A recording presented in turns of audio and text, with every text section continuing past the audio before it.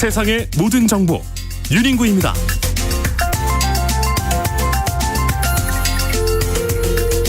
안녕하십니까, 윤인구입니다. 점심 맛있게 드시고 계시는지요? 미국 트럼프 대통령이 이란과의 휴전 시한을 하루 더 연장했습니다. 합의 전까지는 해상 봉쇄 유지하고 합의가 이루어지지 않을 경우 재공격 가능성까지 언급했는데요. 중동의 종전 협상이 여전히 오락가락하고 있는 가운데 오늘 코스피는 전 고점 돌파하며 종전 기대감을 미리 반영하는 모습입니다. 잠시 후 경제인사이트 픽 코너에서 자세히 짚어보죠. 장동혁 국민의힘 대표의 방미 이후에 이 리더십 논란 속에 지선 판세가 요동치고 있습니다. 6.3 지방선거를 43일 앞둔 정치권 움직임, 여의도 무알콜 팩트 한잔 코너에서 살펴보겠습니다. 이재명 대통령이 띄운 부동산 양도세 장기 보유 특별공제 폐지를 두고 논란이 이어지고 있습니다. 장특공 폐지가 부동산 시장에 어떤 영향을 줄지 김민만 부동산경제연구소장과 짚어보겠습니다. 믿고 듣는 시사, 여기는 KBS 1라디오 세상의 모든 정보 윤인구입니다.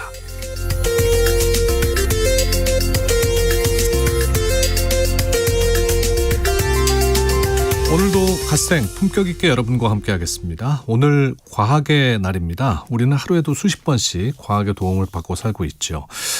솔직히 이건 누가 만들었지? 야, 이건 정말 천재다 싶었던 물건 하나쯤 갖고 계시죠? 스마트폰 말할 것도 없고요. 버튼만 누르면 아메리카노가 나오는 커피 머신이라든지 식기세척기와 건조기 등등 내 일상을 가장 편하게 만들어준 과학기술 하나만 꼽는다면 뭐가 있을까요? 여러분의 선택 문자로 받겠습니다. 샵 9730, 샵 9730으로 보내주시고요. 짧은 문자는 50원, 긴 문자는 100원, 콩으로 보내시면 무료입니다. 문자 중에 추첨해서 주유권 보내드리겠습니다. 오르는 기름값보다 더 뜨거운 열정으로 여러분의 기름통 채워드리죠. 4월 21일 화요일 KBS 1라디오 세상의 모든 정보 윤인구입니다. 출발합니다. 듣는 것만으로도 앞서갑니다. 오늘 경제 뉴스의 핵심, 경제 인사이트 픽. 뉴스는 많지만 내 지갑에 도움되는 소식은 따로 있습니다. 오늘 꼭 알아야 할 경제 뉴스만 픽해서 전해드립니다. 경제인사이트 픽 임선우 뉴스캐스터와 함께합니다. 어서 오십시오. 안녕하세요. 네, 2차 종전 협상 앞두고 중동 지역은 계속 혼선이 빚어지고 있는 것 같습니다. 네, 맞습니다. 트럼프가 스리슬쩍 휴전 기한을 뒤로 늦췄는데요. 정리를 좀 해보면 당초 2주간의 휴전 만료 시한은 우리 시간으로 내일 오전 9시였는데 간밤 외신과의 전화 인터뷰에서 종료 시점을 워싱턴 시간으로 수요일 저녁, 그러니까 우리 시간 모레 오전으로 기존보다 하루 늦춰 말했습니다. 왜 그런 거예요? 네, 참 저도 참 알 길이 없는데 언론 인터뷰 반복할 때마다 이 사실관계가 다른 말 하면서 혼란을 더하고 있거든요. 네. 이란 측이 대화 상대로 강력히 요구해온 벤스 부통령 회담 참석 여부를 두고도 불참한다 했다가 참석한다 했다가 협상적인 파키스탄으로 가고 있다 말한 것과 달리 여전히 미국에 있다는 보도가 나오기도 하는 등 오락가락하는 메시지가 혼란을 더 키우고 있습니다. 다만 하나 확실하게 말한 건 이란과의 휴전을 연장하지 않겠다.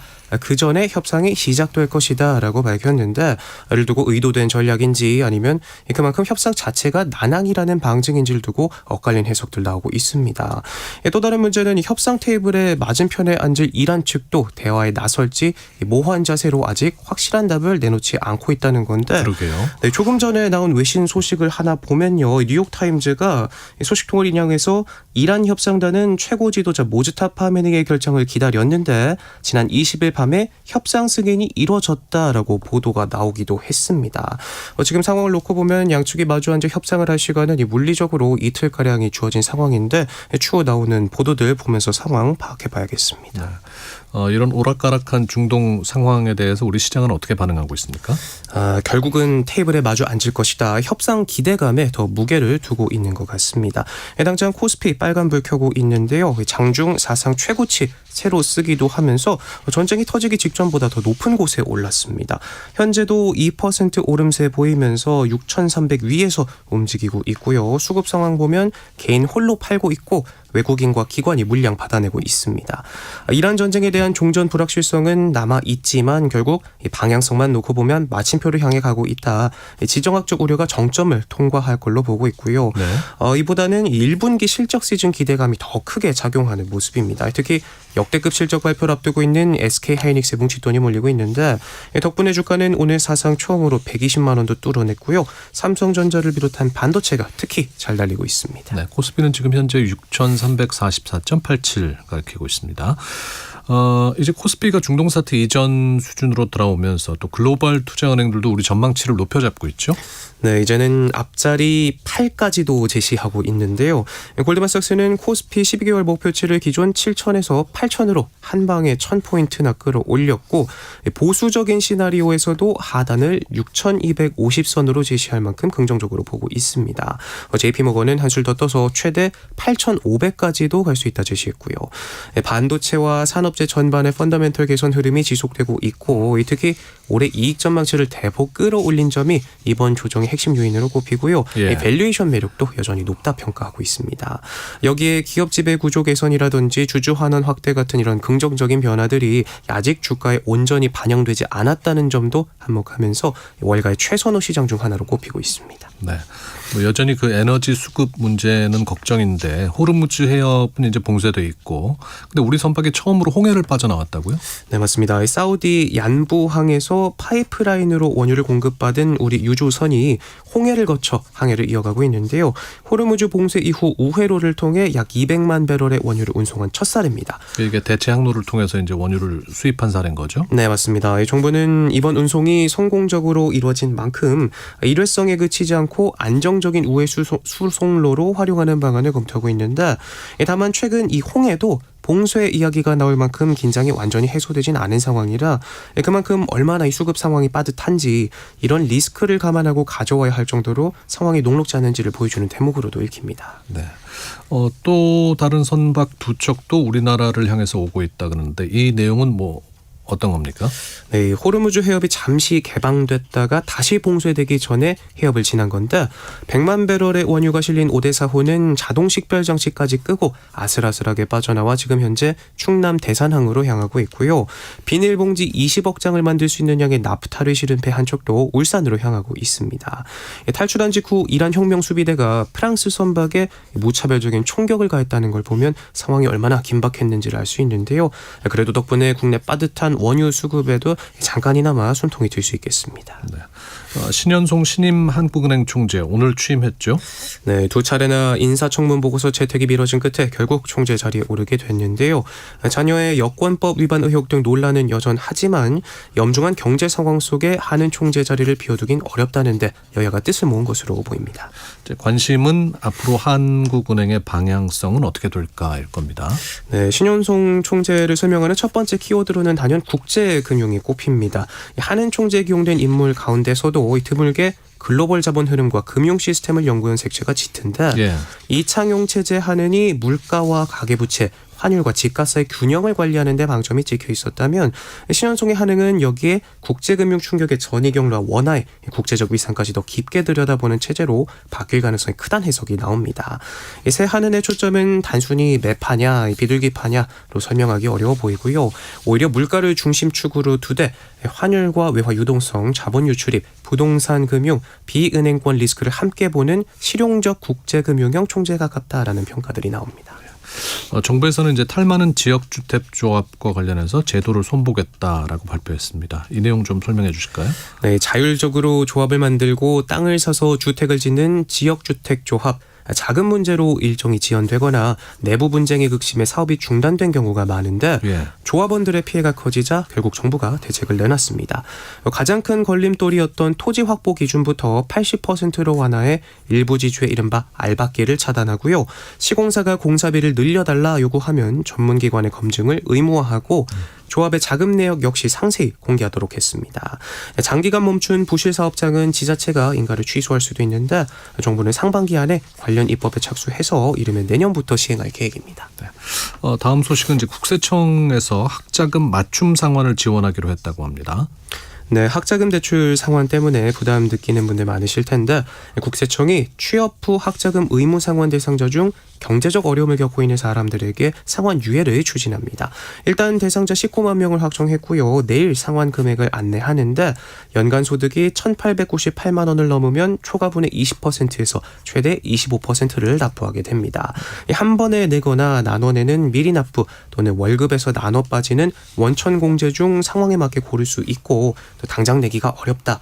실직이나 육아휴직 재학 중이라면 상환을 미룰 수도 있는데요. 네. 특히 올해부터는 서류 없이도 신청 가능한 경우가 많아져서 많은 분들의 숨통을 좀 틔워줄 수 있을 것 같습니다. 관련해 궁금한 내용은 국세상담센터 126번이나 전국 세무서 법인세과에 문의하면 안내받을 수 있다고 하니까요. 참고하시면 좋겠습니다. 네, 학자금 대출 상환 부담 느끼시는 분들은 잘 참고하시면 좋겠습니다. 어르신들께도 반가운 소식이 아닐까 싶은데요. 국민연금을 집에서 직접 받을 수 있는 서비스가 시작된다고요? 네, 국민연금 수령자들의 연금을 우체국 집배원이 찾아 현금으로 배달하는 서비스가 시범 운영되는데요. 어르신의 안부와 생활 상태도 함께 확인할 수 있는 만큼 은행 방문이 어려운 분들의 불편을 줄이고 고독사 같은 위험을 예방하는 데도 도움이 될 것으로 기대를 모으고 있습니다. 우선은 강원과 전북 일부 지역에 거주하는 고령 수급자를 대상으로 신청을 받고요. 7월부터 6개월간 시범 운영을 해본 뒤에 전국 확대 여부를 검토할 예정이라고 합니다. 네, 경제인사이트 픽 임선우 뉴스캐스터였습니다. 고맙습니다. 고맙습니다. 네, 오늘 4월 21일입니다. 과학의 날인데요. 여러분의 일상을 가장 편하게 만들어드리고 있는 과학기술이 무엇인지요? 여쭤봤습니다. 5149번님께서는 내비게이션이다라고 말씀을 해주셨습니다. 이거 없이 어떻게 살았나 운전했나 싶어요. 저는 내비게이션 없이는 운전대 잡기 두려워집니다. 예. 옛날에는 이 지도 보고 찾아다닌 거 기억나시나요? 야, 어떻게 그랬는지 정말. 예, 내비게이션 없었으면 어떡할 뻔했어. 예. 4690님, 차량 진로 유도선이요. 단순하지만 인명을 구하는 정말 소중한 발명품이지요 하셨고요. 2480님, 매일 잘 듣고 있습니다. 로봇 청소기 정말 맞벌이집 필수입니다 하셨고요. 2561님, 새내기 농부에게는 비닐하우스 자동 개폐기가 정말 신기합니다. 파이팅 하셨습니다. 3629님, 워킹맘의 원픽 건조기라고 하셨어요. 기숙사에 있는 아들이 토요일 오면은 토요일이면 집에 오고 일요일이면 복귀하는데 하루 만에 빨래 해결에 완전 최고입니다 하셨습니다. 7357님, 저에게는 스마트워치예요. 암 투병 후 아직도 병원에 다니는 중인데 만보기만 쓰다가 이걸 썼더니 진짜 신세계입니다. 과학자를 우대하는 우리 사회가 되었으면 합니다. 우리 삶을 더 풍요롭게 한다 생각합니다 라고 문자 주셨습니다. 문자 주신 분들께 감사 말씀드리고요. 세상의 모든 정보 유닝구입니다. 듣고 계신 시각 12시 32분 지나고 있습니다. 교통정보 듣겠습니다. 4시가 교통정보입니다. 교통량은 감소하고 있는데요. 작업 여파를 받는 구간들이 있습니다. 남해고속도로 순천 쪽으로는 진성 2터널 부근에서 진성 쪽으로 작업 정체가 이어지고 있습니다. 중부 내륙고속도로 창원 쪽으로 현풍 분기점 부근에서 막히고 있습니다. 대구 부산고속도로 부산 쪽으로 고정대교 위에 작업 마무리됐고요. 정체 빠르게 풀려가고 있습니다. 서울은 동부간선도로 성수 분기점 쪽입니다. 역시 작업 여파를 받고 있는데요. 도봉지하차도 입구에서 월계 1교 쪽으로 밀려가고 있습니다. 올림픽대로 하남 쪽으로는 사고 구간이 생겼는데요. 잠실 철교 부근 2, 3차로에서 추돌 사고를 처리하고 있습니다. 청담대교 부근부터 갑자기 정체가 심해지는데요. 잠실 철교까지 가는데 20분 정도 걸리겠습니다. KBS 교통정보센터에서 이현입니다.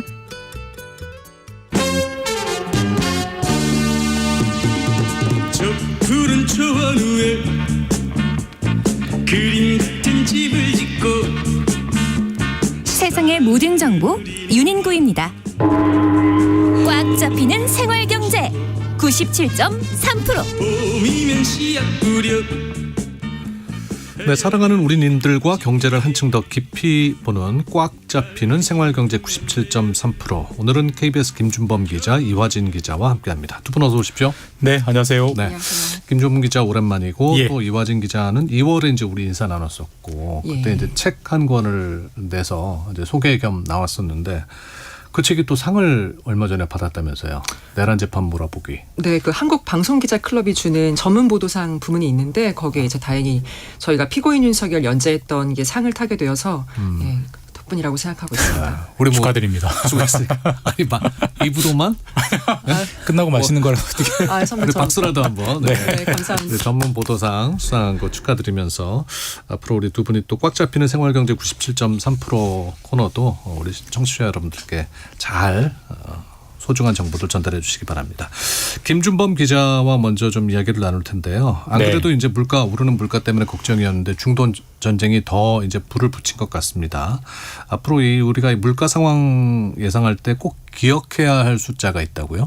뭐 사실 기억해야 할 숫자가 한둘이 아니긴 한데 우리가 뭐 국제 유가가 뛴다는 뉴스는 매일 들으실 거 아니에요. 네. 그럼 기름값이 오르면은 물가가 뛴다는 건 상식 차원에서 다 아실 텐데 그런데 기름값이 이만큼 뛰면 물가가 얼마나 뛰지? 이게 사실 이제 일종의 좀 이 상관관계 공식 같은 게 있어요. 연구된 게 보면은 궁금해요. 0.3이라는 숫자를 기억하시면 되는데 그러니까 국제 유가가 10% 오르면 네. 이제 여러 가지 뭐 충격이 와가지고 최종적으로 우리나라 물가가 오르지 않겠습니까? 국내 소비자 물가 상승률은 0.3%포인트가 오릅니다. 그러니까 국제 유가가 10% 오르면 국내 물가 상승률이 0.3이 숫자가 늘어난다는 건데 자 근데 우리가 지금은 전쟁 중이라 뭐 브렌트유든 서부 텍사스유든 두바이유든 배럴당 뭐 $100 넘었다. 뭐 최근은 $120까지 갔다 이런 게 흔하긴 하지만 불과 2달 전만 하면 기본적으로 보통 서부 텍사스유를 많이 기준값으로 삼는데 배럴당 $60 선이었습니다. 전쟁 지금은 조금 떨어져서 $100고요. 최고점은 $120까지 갔습니다. 거의 한 2배 뛰었어요. 그래요. 자, 근데 그러면 방금 말씀드린 유가가 10% 뛸 때 물가 상승률이 0.3이 올라간다는 걸 대입을 하면 지금 전쟁 전과 2월 28일 전과 오늘 그 서부 텍사스유 가격을 비교하면 80% 정도 올랐거든요. 네. 그럼 11대 0.3이니까 80이면 0.3 곱하기 8.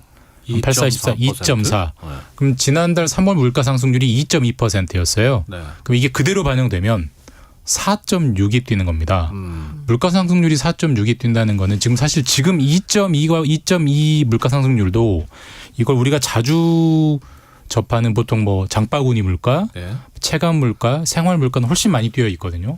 실제로 뭐 음식값 많이 뛰었잖아요. 외식값 많이 뛰었잖아요. 근데 그게 2.2일 때도 그 정도로 뛰었는데 4.6이 되면 정말 이제 헉소리 날 수 있는 그런 청구서가 날아올 거고 이거는 지금 사실 우리가 휴전을 뭐 한다 만다 막 이랬다가 저랬다가 막 피곤하긴 한데 휴전이 언제 될지는 아무도 몰라요. 하지만 물가가 이제 오른다는 거는 거의 확실합니다. 네. 거의 예언할 수 있을 정도로 확실하고 그 충격이 이제 빠르면은 뭐 몇 달 뒤에 온다라는 게 대체적인 이제 전망이죠.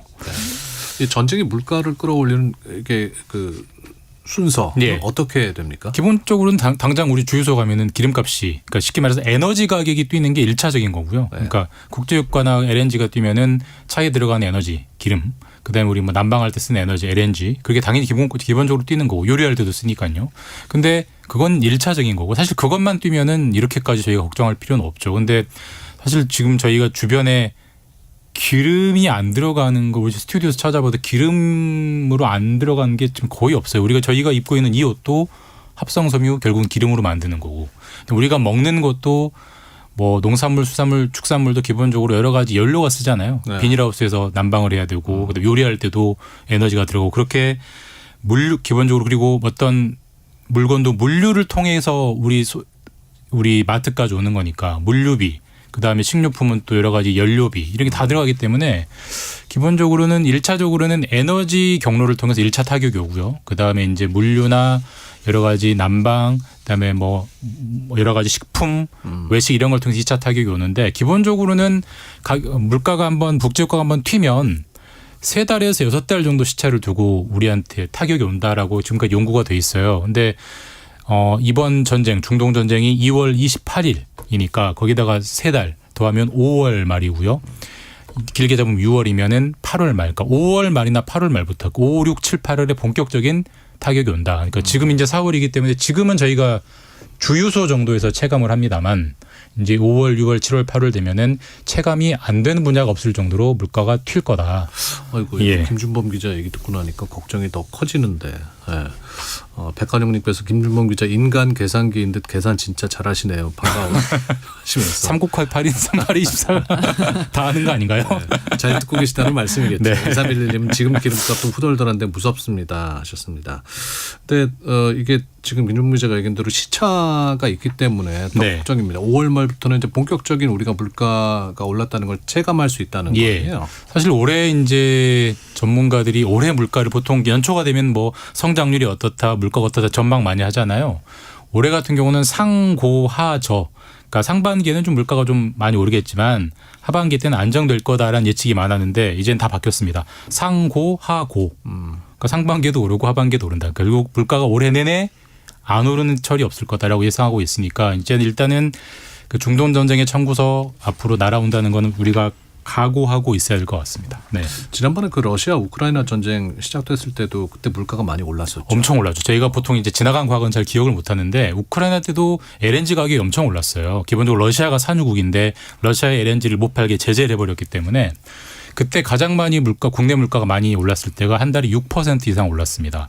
그러니까 이번에는 보통 우리가 1차, 2차 70년대 오일 쇼크가 있었고 이번에는 그 1차와 2차를 합친 것보다 더 큰 오일 쇼크라고 3차 오일 쇼크란 말도 나오는데 그러니까 지금 오일 쇼크는 2022년 우크라이나 러시아 전쟁 때보다 훨씬 크거든요. 네. 그때 6% 올랐으니까 6%까지 올랐으니까 물가 상승률이 뭐 어떻게 보면 그 이상 갈 수도 있는 거죠. 그리고 더 문제는 이게 우리가 이제 영어 단어로 스티키라는 단어를 쓰는데 끈적끈적한다. 그러니까 물가가 한번 튀면 그래도 빨리 내려오면은 다행이죠. 그 짧은 시간만 견디면 되니까. 근데 요즘 물가의 특성은 한번 튀면 길게 갑니다. 그러니까 한 6까지 튀면은 6, 4, 2 이렇게 내려오는 게 아니라 6, 5.5, 5, 4.5, 4 이런 식으로 천천히 내려오거든요. 정부가 용을 써도. 그러니까 지금 특성은 한번 튀어오르기 시작하면은 이제 5월, 6월, 7월부터 튀어오르기 시작하면 그게 길게 가기 때문에 이제 고통이 더해진다라고 봐야 되고 결국 이거는 뭐 되게 안 좋은 제가 전망이긴 하지만 이건 거의 고정값이고 피할 수 없는 미래이기 때문에 이제 어쨌든 대비를 해야 된다. 그리고 뭐든지 오늘이 제일 싸다라고 생각하는 게 현실적일 것 같습니다. 네. 국내외 주요 기관들은 물가 전망을 어떻게 하고 있습니까? 그러니까 기본적으로 우리 올해 한국은행이 전망할 때 올해 전쟁 터지기 전에는 올해 물가 상승률이 한 2.1에서 2.2 정도 봤는데 네. 일단 3월에는 한번 올려 잡았습니다. 전쟁 터지니까 2.8까지는 올려 잡았고요. 0.67이 올라갔는데 근데 그때만 해도 전쟁이 단기에 끝날 거다라는 전제를 깔고 했던 건데요. 지금 안 끝나고 있잖아요. 그리고 사실 휴전을 내일 한다고 해도 한 번 오른 기름값이 쉽게 떨어지지 않고 우리가 뭐 뉴스에서 많이 화면으로 봤지만은 중동에 있는 여러 가지 유전이나 LNG 가스전들이 이미 파괴가 돼 있잖아요. 그럼 기본적으로 거기서 나오는 기름이 줄어든다는 얘기고 그럼 당연히 기름은 비싸지는 거고 결국 내일 휴전을 해도 바로 기름값이 떨어지진 않고 길게 갈 거기 때문에 한국은행이 2.8로 잡았지만 뭐 3, 4까지 갈 수 있다는 전망도 물론 틀릴 수도 있지만 현재까지는 점점 쌓이고 있고 지금 최근에 IMF 총재가 이런 얘기를 했어요. 아까도 제가 말씀드렸듯이 설령 전쟁이 내일 끝난다고 해도 그 여파는 최소한 올해 말까지는 간다. 그러니까 이거는 뭐 보통 이런 전망은 잘 안 틀리더라고요. 주가가 얼마 간다는 전망 많이 틀리지만 그러니까 이거는 어쨌든 꽤 하반기 힘들 것 같습니다. 그러니까 이게 우리만 겪고 있는 상황이 아니라 전 세계가 동시에 물가 상승 압박은 사실 예, 물가 상승률만 보면은 우리는 약간 양반입니다. 우리는 그나마 그래요? 2%대로 전망하고 있지만 미국 같은 경우는 현재 4%대 물가가 전망되고 있고 유럽도 최소한 3%대. 사실 물가 상승률만 보면 우리가 그나마 양호한 축에 속하는데도 이 정도입니다. 네. 네. 이런 상황 때문인지 우리 이화진 기자는 거지맵이라는 거 들어보셨습니까? 그럼요. 제 주변에서도 많이 쓰는데요. 쉽게 말해 거지맵이 되게 저렴하고 상당히 저렴하고 좀 합리적인 소비를 할 수 있는 가게라든지 이런 음식점 같은 것들을 이제 찾게 해준다거나 같이 오픈 카톡방 같은 뭐 카톡방을 만들어서 서로 오늘은 얼마를 아꼈다. 오늘 서로 열심히 해보자. 이런 게 북돋아주는 방을 말하는데요. 또 맵도 있고요. 서로 이제 정보도 공유하는 거죠. 여기서. 그럼요. 그러니까 이게 사실 뭐 지금 점심 시간이긴 합니다만은 점심 한 끼 먹는 것도 요즘 꽤 이제 부담이 된다는 예. 말이죠. 그래서 이런 뭐 그 어플리케이션 같은 걸 통해서 SNS를 통해서 좀 더 싸고 괜찮은 식당들을 공유하는 게 거지맵입니다. 그러니까 초저가 식당 정보 공유 집단 지성인 거죠. 예를 들면 뭐 5,000원짜리 한식 뷔페가 어디 강남역 어디에 있다. 뭐 3,000원짜리 김치찌개 이걸 이제 공유하는 건데 저는 최근에 다른 기사로 본 게 한술 더 뜬 게 있더라고요. 가짜 음식 배달 앱이 있더라고요. 그러니까 내가 너무 음식이 먹고 싶어요. 그래서 음식을 배달을 합니다. 근데 배달을 하다가 음식이 정말 배달이 되기 직전에는 취소가 돼요. 그러니까 내가 심리적으로 배달해보는 것까지만 해보는 거고 먹는 건 비싸서 안 하는 거예요. 그러니까 내가 참 나 짜장면 먹은 것 같네, 탕수육 먹은 것 같네 이런 앱까지도 나오고 그걸 많이 쓰더라고요. 그만큼 이건가 봐요. 9182님께서 요즘 음식만 안 와요도 있어요. 예, 그겁니다. 네. 그러니까 약간 우픈 현실인 거죠. 그러니까 검색은 하되 네. 거기까지만 내 욕심을 채우고 심리적 소비만 하는 거죠. 그러니까 음식값도 비싸고 배달비도 비싸고 이게 여러모로 왜 이런 현상이 나타나는 겁니까? 그러니까 기본적으로는 이제 전쟁은 우리가 물론 뭐 전쟁 지역에 있는 인명 피해를 받는 분들에겐 저희가 할 얘기는 아니지만 비전쟁 지역에 있는 곳의 가장 큰 충격은 결국 물가고요. 더군다나 이번에는 에너지 기름 밭에서 전쟁이 났잖아요. 결국 이 기름값에 오는 연쇄 충격이 결국 시간차를 두고 올 수밖에 없다. 그리고 너무 오르니까 방금 거지 맵처럼 우리의 소비 패턴을 바꾸는 겁니다. 최대한 그러니까 외식보다는 집밥, 외식을 하더라도 최대한 싼 것 이런 이제 패턴을 바꾸는 징후들이 나타나기 시작했고 거지 맵은 그 중에 하나인 것 같고 이런 유사한 사례들이 이제 점점 여기저기서 야 그런 일도 있대, 세상에 그렇게 웃긴 일도 있어, 이런 일들이 아마 이제 계속 늘어날 것 같습니다. 자, 이번에는 이화진 기자와 얘기를 나눠보겠습니다. 요즘 영식스티라는 신조어 얘기를 많이 하던데 이게 뭐 어떤 말입니까? 영포티라는 말이 한창 저희 커뮤니티를 휩쓴 적이 있었죠. 그거는 약간 어감이 살짝 바뀌면서 부정적인 언어가 됐다면 영식스티는 조금 더 긍정적인 언어라고 저는 생각을 하거든요. 공식 통계 용어는 아니고요. 언론과 시장에서 많이 쓰는 말인데 나이는 60대에 진입하지만 여전히 건강하고 여전히 일할 의지가 많고 심지어 SNS나 컴퓨터 온라인까지 너무 잘하는 세대를 뜻하는데 이게 한국 경제가 본격적으로 성장하던 시기에 교육받고 직장 경험 많이 쌓았고 교육 수준도 높고 이러니 근로 의지가 아주 강한 세대입니다. 그래서 예전에는 60대면 은퇴하고 쉬는 나이라고 하는데 이제는 제2의 전성기, 경제활동기를 갖는 세대라고 봅니다. 네. 그러니까 이제 일반적으로 지금 정년이 60세로 돼 있는데 요즘 정년 하시는 분들 봐도 누가 60세로 보겠어요, 그렇죠? 맞아요. 한창 일할 수 있고 뭐 건강상으로도 문제 없게 보이고, 그러니까 그만큼 60대의 존재감이 커졌다는 얘기겠죠. 맞습니다. 특히 60대 존재감은 사실 통계 자료에 좀 더 자세히 나타나는데 주목할 만한 게 지난달에 60대 고용률이 20대 고용률을 앞질렀습니다. 0.8%포인트 정도밖에 앞서진 건 아니지만 어쨌든 이 공식 발표된 3월 고용 동향도 보면은 전체 취업자가 전년 동월보다 20만여 명이 늘었는데 60대 이상 취업자가 그중에 24만 명이 늘었거든요. 그건 반대로 청년층 고용률은 그만큼 떨어졌다는 얘기예요. 그만큼 청년의 포션을 60대 이상이 이제 가져갈 수 있다. 이만큼 업무 역량도 좋고 의지도 많다. 이런 걸 의미하는데요.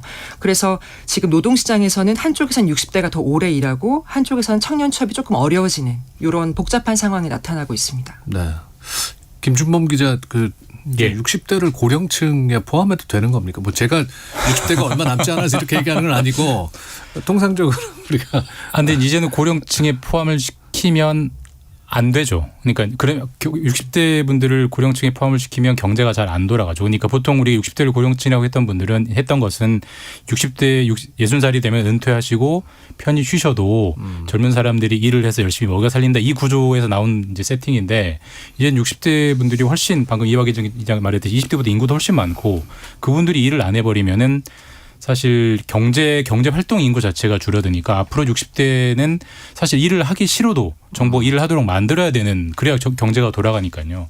그런 상황인데 다만 이제 보통 우리라는 게 일이라는 게 통계적으로는 같은 일자리여도 이 질을 봐야 되거든요. 그러니까 같은 일자리 한 개여도 이게 월급 얼마 받는 일자리냐가 중요한 건데 지금은 사실 60대 분들이 양질의 일자리에서 일하는 경우는 드물기 때문에 그러니까 60대 분들이 일해주는 건 나라를 위해서는 좋은 거지만 그 일하는 개개인에게는 사실 내가 이렇게라고 이렇게밖에 못 받아 이런 거니까 또 양면이 있는 거죠. 네.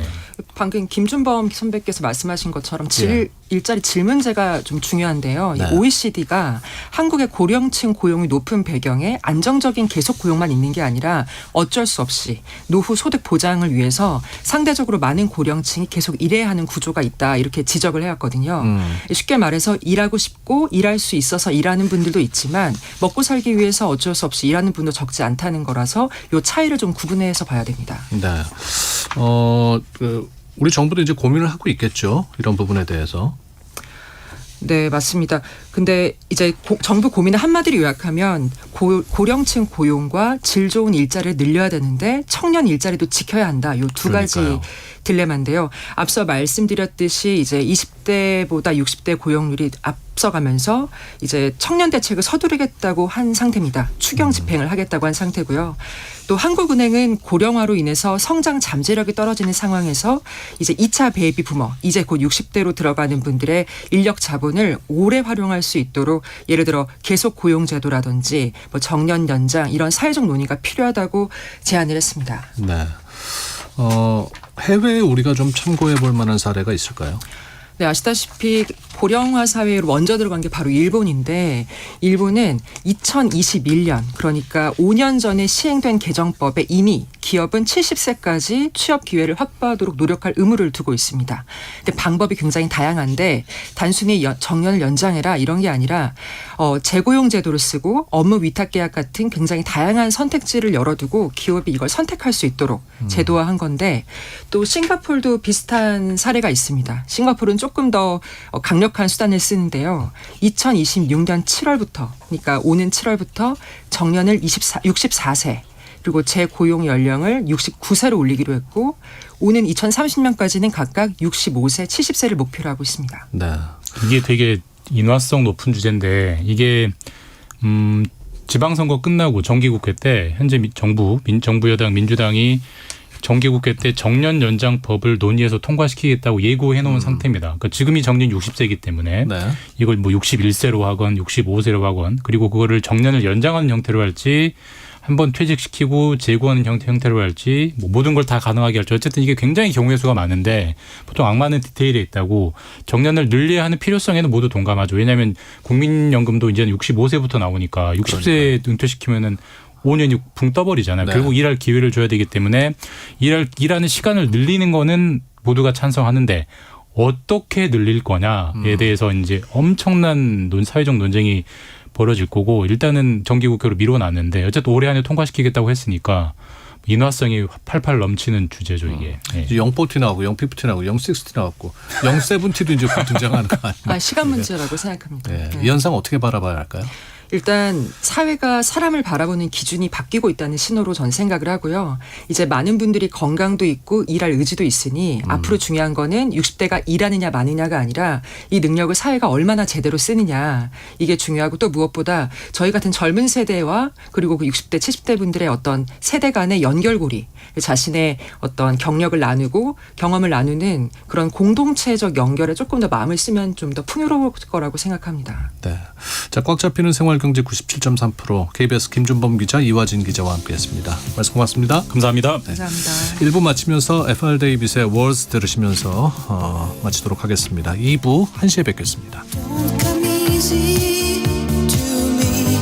How can I find a way to make you see I love you? Words don't come easy. Words don't come easy to me. This is the only way for me to say I love you. Words don't come easy. Well, I'm just a music man. Melodies so far my best friend. But my words are coming out wrong, and I reveal my heart to you and hope that you believe it's true. 'Cause words don't come easy.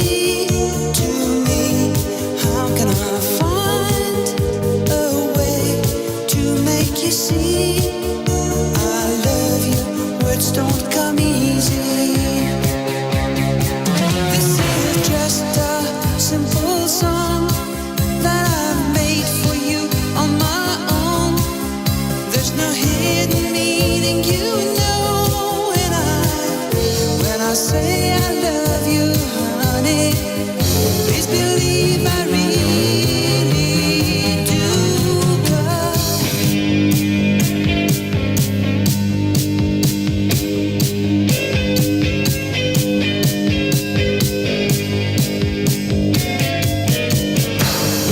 words don't come easy to me.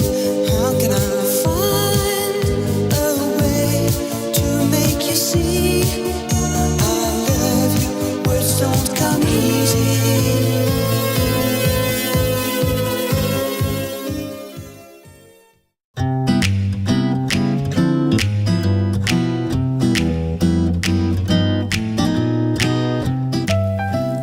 안녕하세요. 바른말 고운말입니다.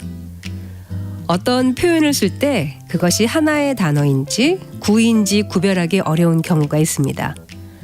하나의 단어로 이루어진 합성어라면 붙여 써야 하고 구로 된 것이라면 단어 사이를 띄어서 써야 하니까 구별을 잘 해야 하는데요. 예를 들어 마음이 초조하고 불안해서 어쩔 줄 모르는 모양을 가리켜 안절부절 못하다라고 하는데 이때 안절부절과 못하다의 사이를 띄어 써야 할까요? 아니면 하나의 단어로 봐서 모두 붙여 써야 할까요?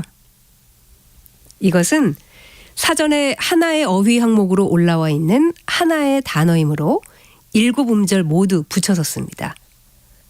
그렇다면 작은 소리를 잘 알아듣지 못할 정도로 귀가 잘 안 들린다는 뜻인 가는 귀 먹다는 띄어쓰기를 어떻게 할까요? 이것 역시 하나의 단어로 보고 모두 붙여 쓰는 것이 맞습니다. 우리가 혼동하기 쉬운 표현 가운데 이처럼 하나의 단어로 된 표현으로는 보잘것없다, 큰 코 다치다, 눈여겨보다 같은 것이 있습니다. 반면에 어쩔 수 없다, 귀 기울이다, 게으름 피우다 같은 경우는 전체가 하나의 새로운 의미로 쓰인다기보다는 각 단어가 가진 의미로 전체 의미를 알 수 있는 구의 구성을 한 것이기 때문에 띄어 쓰는 것이 맞습니다. 지금까지 바른말 고운말 아나운서 국혜정이었습니다.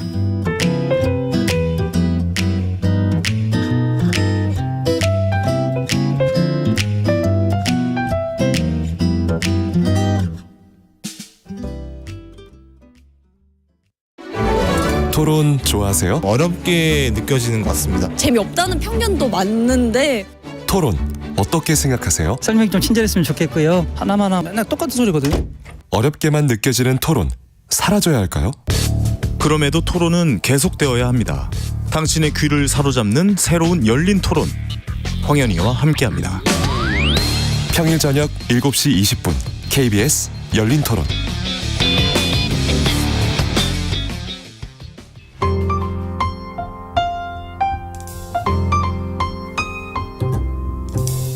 어떤 하루 보내고 계신가요? 눈코 뜰 새 없이 바쁘게 지나가는 한 주. 따뜻한 시선으로 하루를 마무리합니다. 당신을 위한 지식 쉼터. 오늘 밤 일라디오. 월요일부터 금요일. 매일 밤 10시 시작합니다.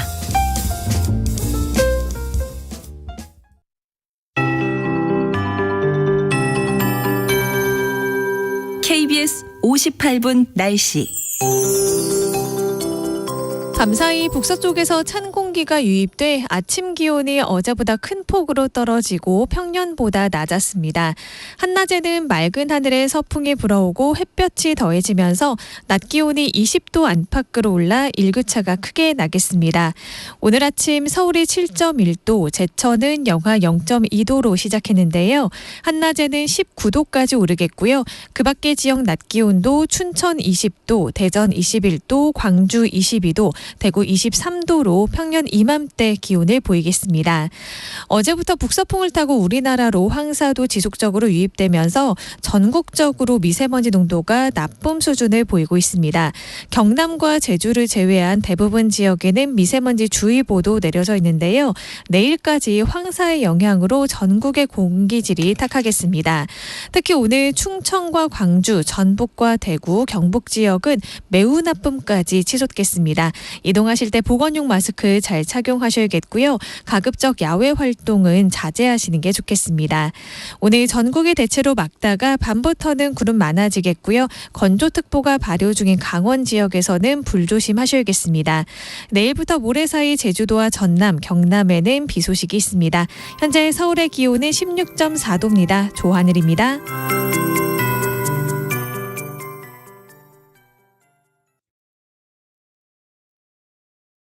정성을 다하는 국민의 방송 KBS가 한시를 알려드립니다. AM 711kHz, FM 97.3MHz, KBS 1라디오입니다. HLKA.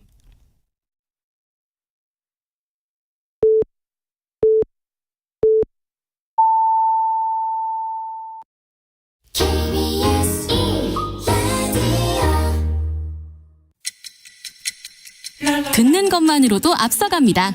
당신의 갓생 파트너 KBS 1라디오 세상의 모든 정보 윤인구입니다.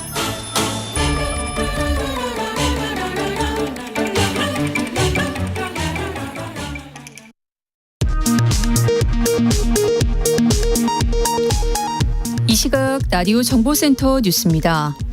이재명 대통령이 모디 인도 총리와 정상회담을 갖고 중동 전쟁 등 급변하는 국제 정세 속에서 나프타 등 핵심 원자재 수급을 위해 공동 대응하기로 뜻을 모았습니다. 이 대통령은 오늘 인도 국빈 방문 일정을 마치고 베트남으로 향합니다. 중동 전쟁의 불확실성이 계속되는 가운데 코스피 지수가 장중 6,350선까지 급등하면서 사상 최고치를 경신했습니다.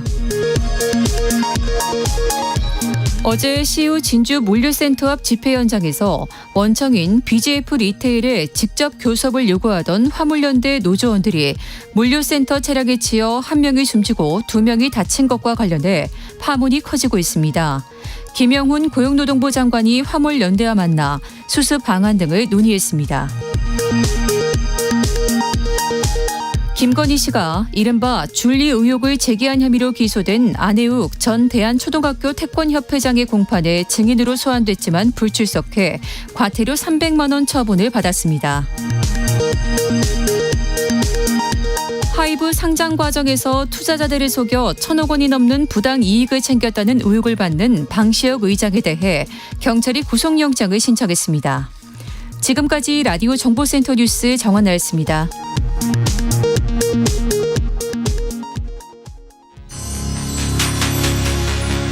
일상의 깊이를 더합니다. 당신을 위한 프리미엄 인사이트. KBS 1라디오 세상의 모든 정보 윤인구입니다.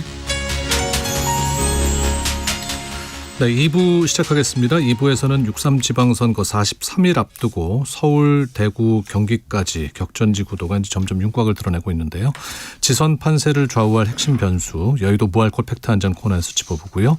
양도세 중과 일몰 시점인 5월 9일까지 이제 20일 정도 남았죠. 여기에 장기 보유 특별공제 폐지 논란까지 더해지면서 부동산 시장의 움직임이 심상치 않습니다. 현재 흐름과 하반기 집값 전망, 김인만 부동산 경제연구소 소장과 살펴보겠습니다. 2부 시작합니다.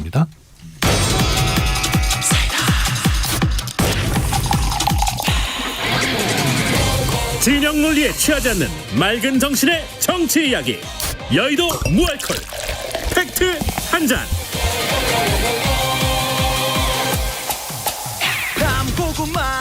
네, 복잡한 정치권의 소음 속에서 숙취 없는 진실만을 골라냅니다. 오직 명확한 팩트로만 승부하는 시간, 여의도 무알콜 팩트 한 잔. 경찰 출신 변호사인 이지은 더불어민주당 마포갑 지역위원장, 그리고 신인규 변호사, 서정욱 변호사 세 분 모셨습니다. 어서 오십시오. 안녕하세요. 네, 안녕하세요. 지금은 뭐 여의도에서 많이 사라졌습니다만은 그 포장마차 네. 저희가 이제 뭐 알코올 없이 진행을 하지만은 포장마차 이렇게 빽빽히 앉은 오늘 그런 느낌이 보통은 저희가 이제 두 분 모시고 이야기하다가 이렇게 꽉 찬 스튜디오를 보니까 좋은데요. 그만큼 또 신랄하게 정치권 현안에 대해서 말씀을 해주시기 바랍니다. 장동혁 국민의힘 대표 이제 미국 출장 마치고 돌아왔어요. 서 변호사님 이 방미 어떻게 보셨습니까? 뭐 저는 의전에서는 좀 아쉬운 점이 있지만 네. 그러게 알찬 성과는 거뒀다 이렇게 봅니다. 의전은 이제 물론 외교라는 게 의전에서 시작해서 의전은 끝나니까 이번에 뭐 차관보 정도 만난 것 뒷모습 그 점에서 이제 트럼프나 벤스나 마코 루비오 못 만난 거 이거는 의전은 좀 아쉬운 점이 있어요. 네. 그렇지만 이제 실무와 관련해서 백악관의 NSC나 또 국무부 그 외에도 트럼프 지지층들 중에 마가 세력들 많은 또 이게 자유파 일반 이제 민간인들도 많이 있거든요. 트럼프 지지하는 네. 이런 분들도 많이 만나서 모든 그렇게 뭐 만난 걸 다 공개할 수는 없죠. 외교라는 게 따라서 이제 설명하기는 좀 약간 곤혹스럽지만 그러게 제가 듣기로 알찬 성과는 있었다 이렇게 저는 긍정적으로 평가합니다. 네. 왜 뒷모습만 찍힌 겁니까 사진이? 그런 이제 공개를 원하는 사람도 있고 네. 또 이게 비공개를 원하는 사람도 있으니 아마 비공개로 원했기 때문에 그런 거 아닌가 이렇게 봅니다. 보안상의 문제도 그렇죠. 있고 그렇기 때문에 이재윤 변호사님은 어떻게 보셨어요? 저는 왜 갔는지 모르겠어요. 그러니까 일단 모르겠는 게 왜 갔는지 모르겠고 가서 뭐 했는지 모르겠고 이게 어디에 도움이 되는지도 모르겠어요. 그래서 내부에서도 굉장히 뭐 여러 가지 비판들이 있지 않습니까? 국힘 내에서도 네, 뭐 타령했다라는 얘기도 있고 뭐 무슨 상주가 노래방 가냐 이런 얘기도 있고 아니면 뭐 후보들이 아무도 오지 말라 그러니까 차라리 없는 게 낫다 이런 얘기도 있고 하여튼 전혀 좋은 얘기가 안 나오는 것 같은데 왜 갔을까? 가서 뭐 했을까? 누구 만났을까? 여러 가지 궁금한 것들 뿐입니다. 네.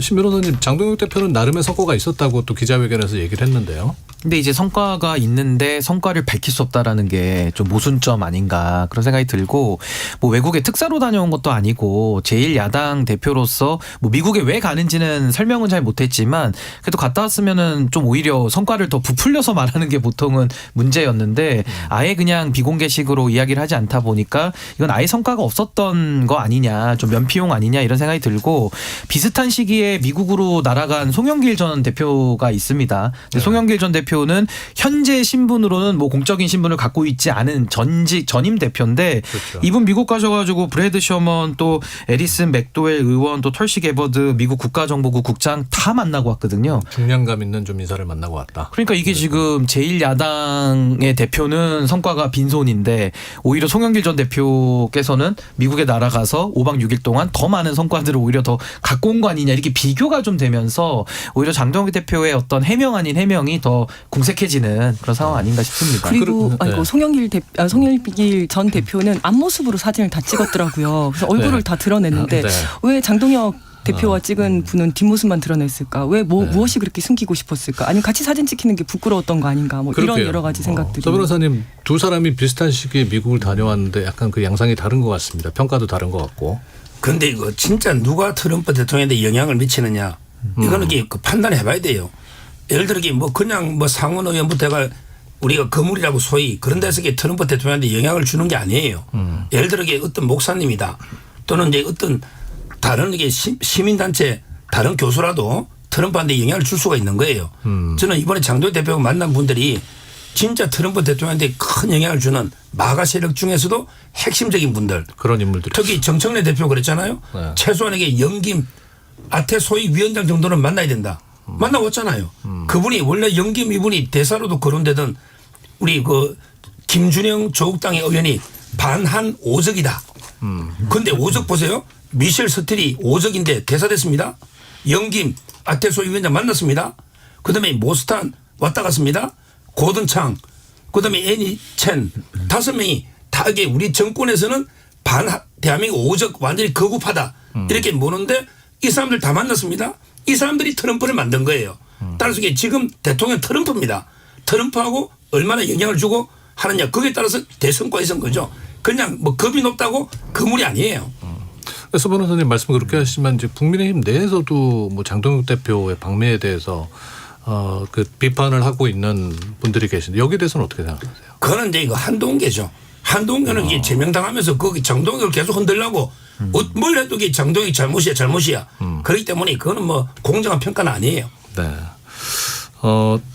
장동혁 대표 귀국하면서 이제 첫 번째 업무 지시가 진종호 의원에 대한 당무 감사를 지시했습니다. 이게 이제 한동훈 전 대표를 공개 지원했기 때문이라는 거죠.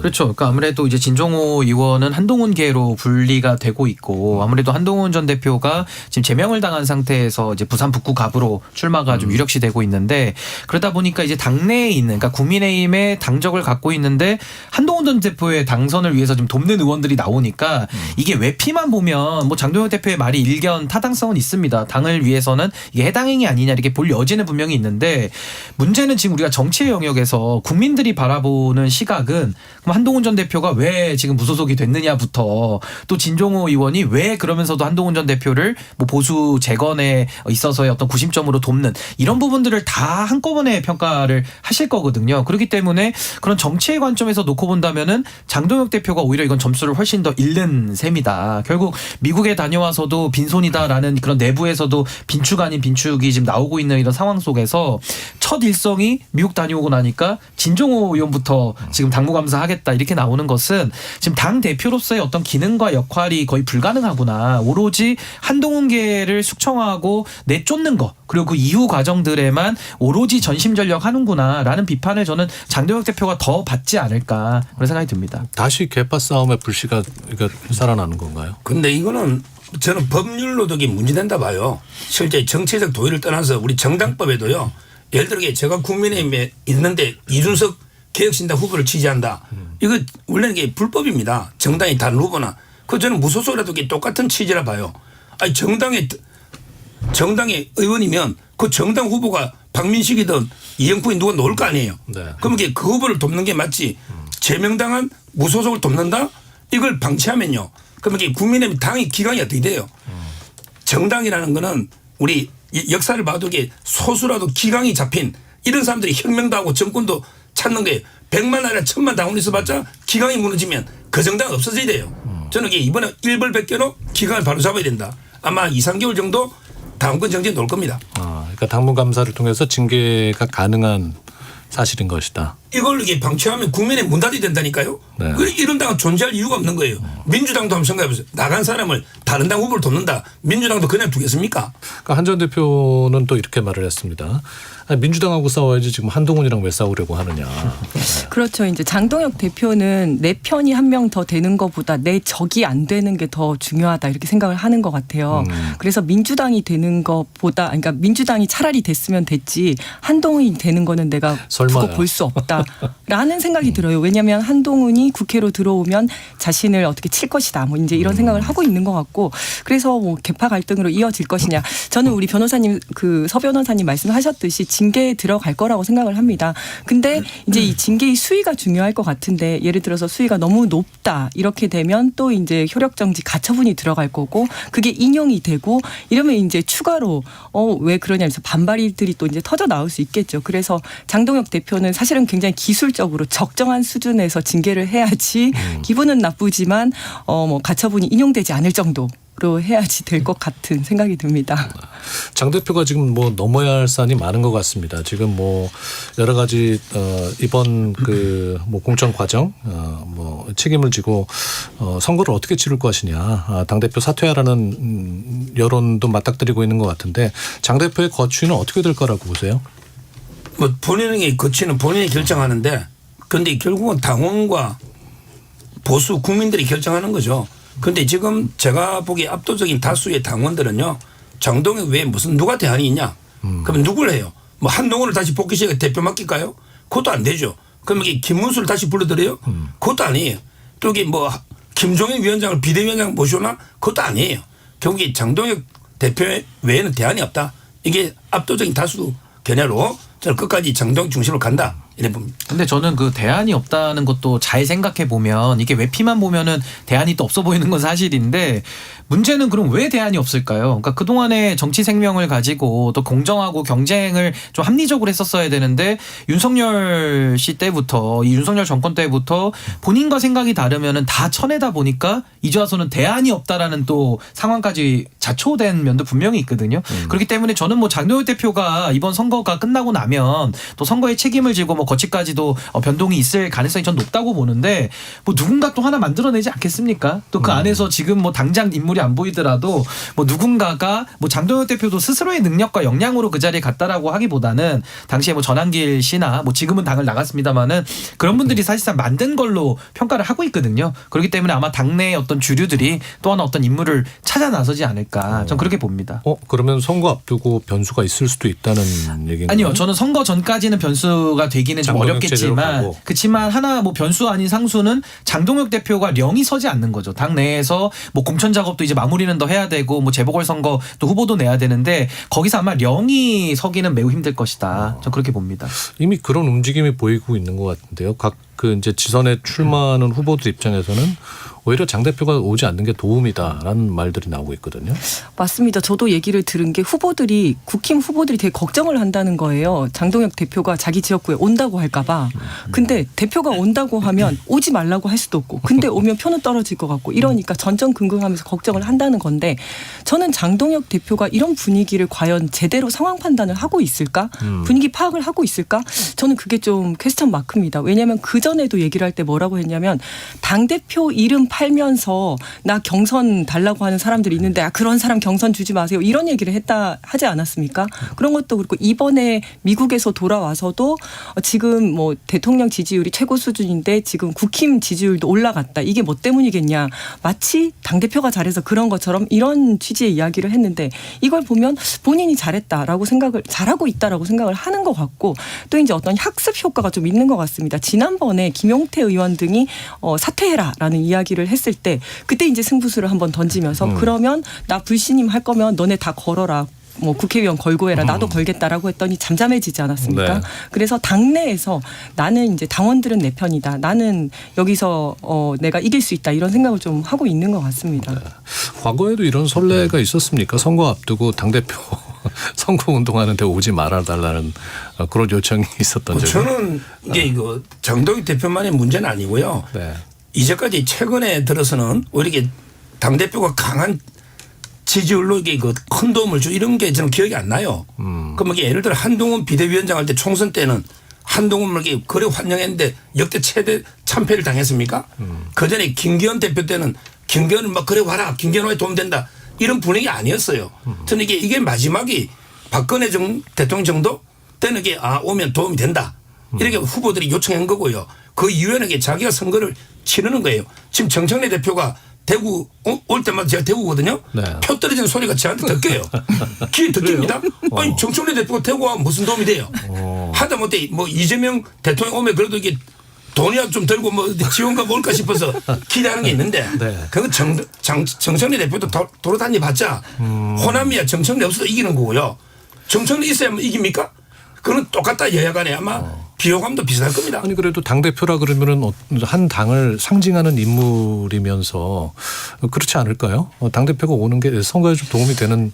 네, 민주당에서는 지금 후보들이 당대표에게 와달라고 요청을 하고 있습니다. 왜냐하면 당대표가 내려가면 일단 중앙 언론에서 내려갑니다. 네. TV에 나오는 거예요. 후보들이 옆에 있는데. 집중이 된다는 거죠. 그렇죠. 그러면 자네 TV에 나왔던데 이런 얘기가 나오는 겁니다. 그리고 이런 효과라도 있을 것 같은데. 그렇죠. TV에 얼굴이 나오고 지금까지 뭐 시의원 후보, 구의원 후보가 무슨 TV에 중앙 언론에 나온 적이 없지 않습니까? 그런데 이제 뒤에 쫙 서 있다 보니까 TV에 나오고 이제 간담회를 계속합니다. 거기에 이제 뭐 농부들이랑 하기도 하고 아니면 어떤 중소기업에 계시는 분들과 하기도 하고 하면서 애로사항을 듣고 그 자리에서 뭐 특위를 만들기도 하고 추경에 바로 반영을 한 적도 있었고 정책을 만들기도 하고 이러다 보니까 그분들께서는 우리 얘기도 좀 들어달라라고 하면서 지역에서 와달라고 하고 있습니다. 네. 그래서 국힘과는 좀 다른 상황이다라는 말씀을 드립니다. 라도 더 필요한 얻고자 하는 후보들 입장에서는 어쨌건 도움이 될 만한 누구라도 와서 선거운동을 도와준다면은 큰 힘이 될 것 같은데 신 변호사님은 어떻게 보세요? 아니 근데 이제 당대표마다 그러니까 어느 정도 당내 지지율 또 국민적 평가가 있지 않겠습니까? 그렇기 때문에 뭐 장동혁 대표든 정청래 대표든 지금 시점에서 이제 국민들이 양 대표를 평가하는 그 관점은 분명히 있을 텐데 지금 뭐 장동혁 대표는 그 평가 단계를 넘어서서 오면 너무나도 싫은 겁니다. 그 지역에 있는 분들이. 근데 이런 예가 한 번 저도 뚜렷하게 기억이 나는 것은 과거 2018년도 지방선거 때로 제가 막 기억을 하는데 그때 홍준표 당대표가 온다 그럴 때 각 지역에서 다 도망 다녔어요. 도망 다녔고 심지어 그때는 크락션 울리잖아요. 홍준표 대표가 와서 연설하고 있으면은 시민들이 크락션을 울려가지고 사실 연설도 잘 못하게 되는 그러니까 그 정도로 민심이 안 좋았고 그때 민주당이 대승을 또 거둔 예가 있거든요. 그러니까 뭐 우리 서 변호사님 말씀대로 뭐 어느 당대표 열거하셔도 뭐 관리형도 있고 다양한 당대표들이 있으니까 일괄할 수는 없는데 이렇게 명확하게 당대표가 오는 거를 아주 적극적으로 거부했던 사례는 2018년도에 홍준표 대표 이후에 아마 장동혁 대표가 그 좀 오명을 두 번째로 좀 받는 거 아닌가 좀 그런 생각이 듭니다. 자 이제 6.3 지방선거 이야기 해보니 먼저 서울을 좀 보겠습니다.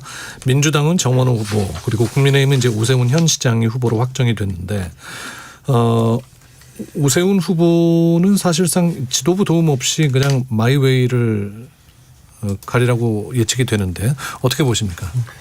다 이제 그 후보마다 그게 그 자기한테 어느 정도 감이라 그러죠.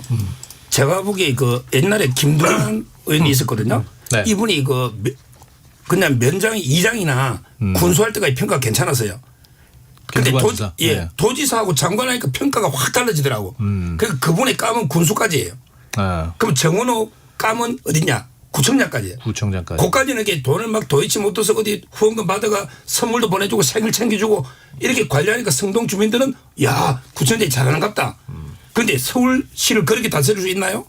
그러니까 서울시장 감하고 구청장 감 틀려요. 네. 오세훈은 4번이나 서울시장을 제대로 했잖아요.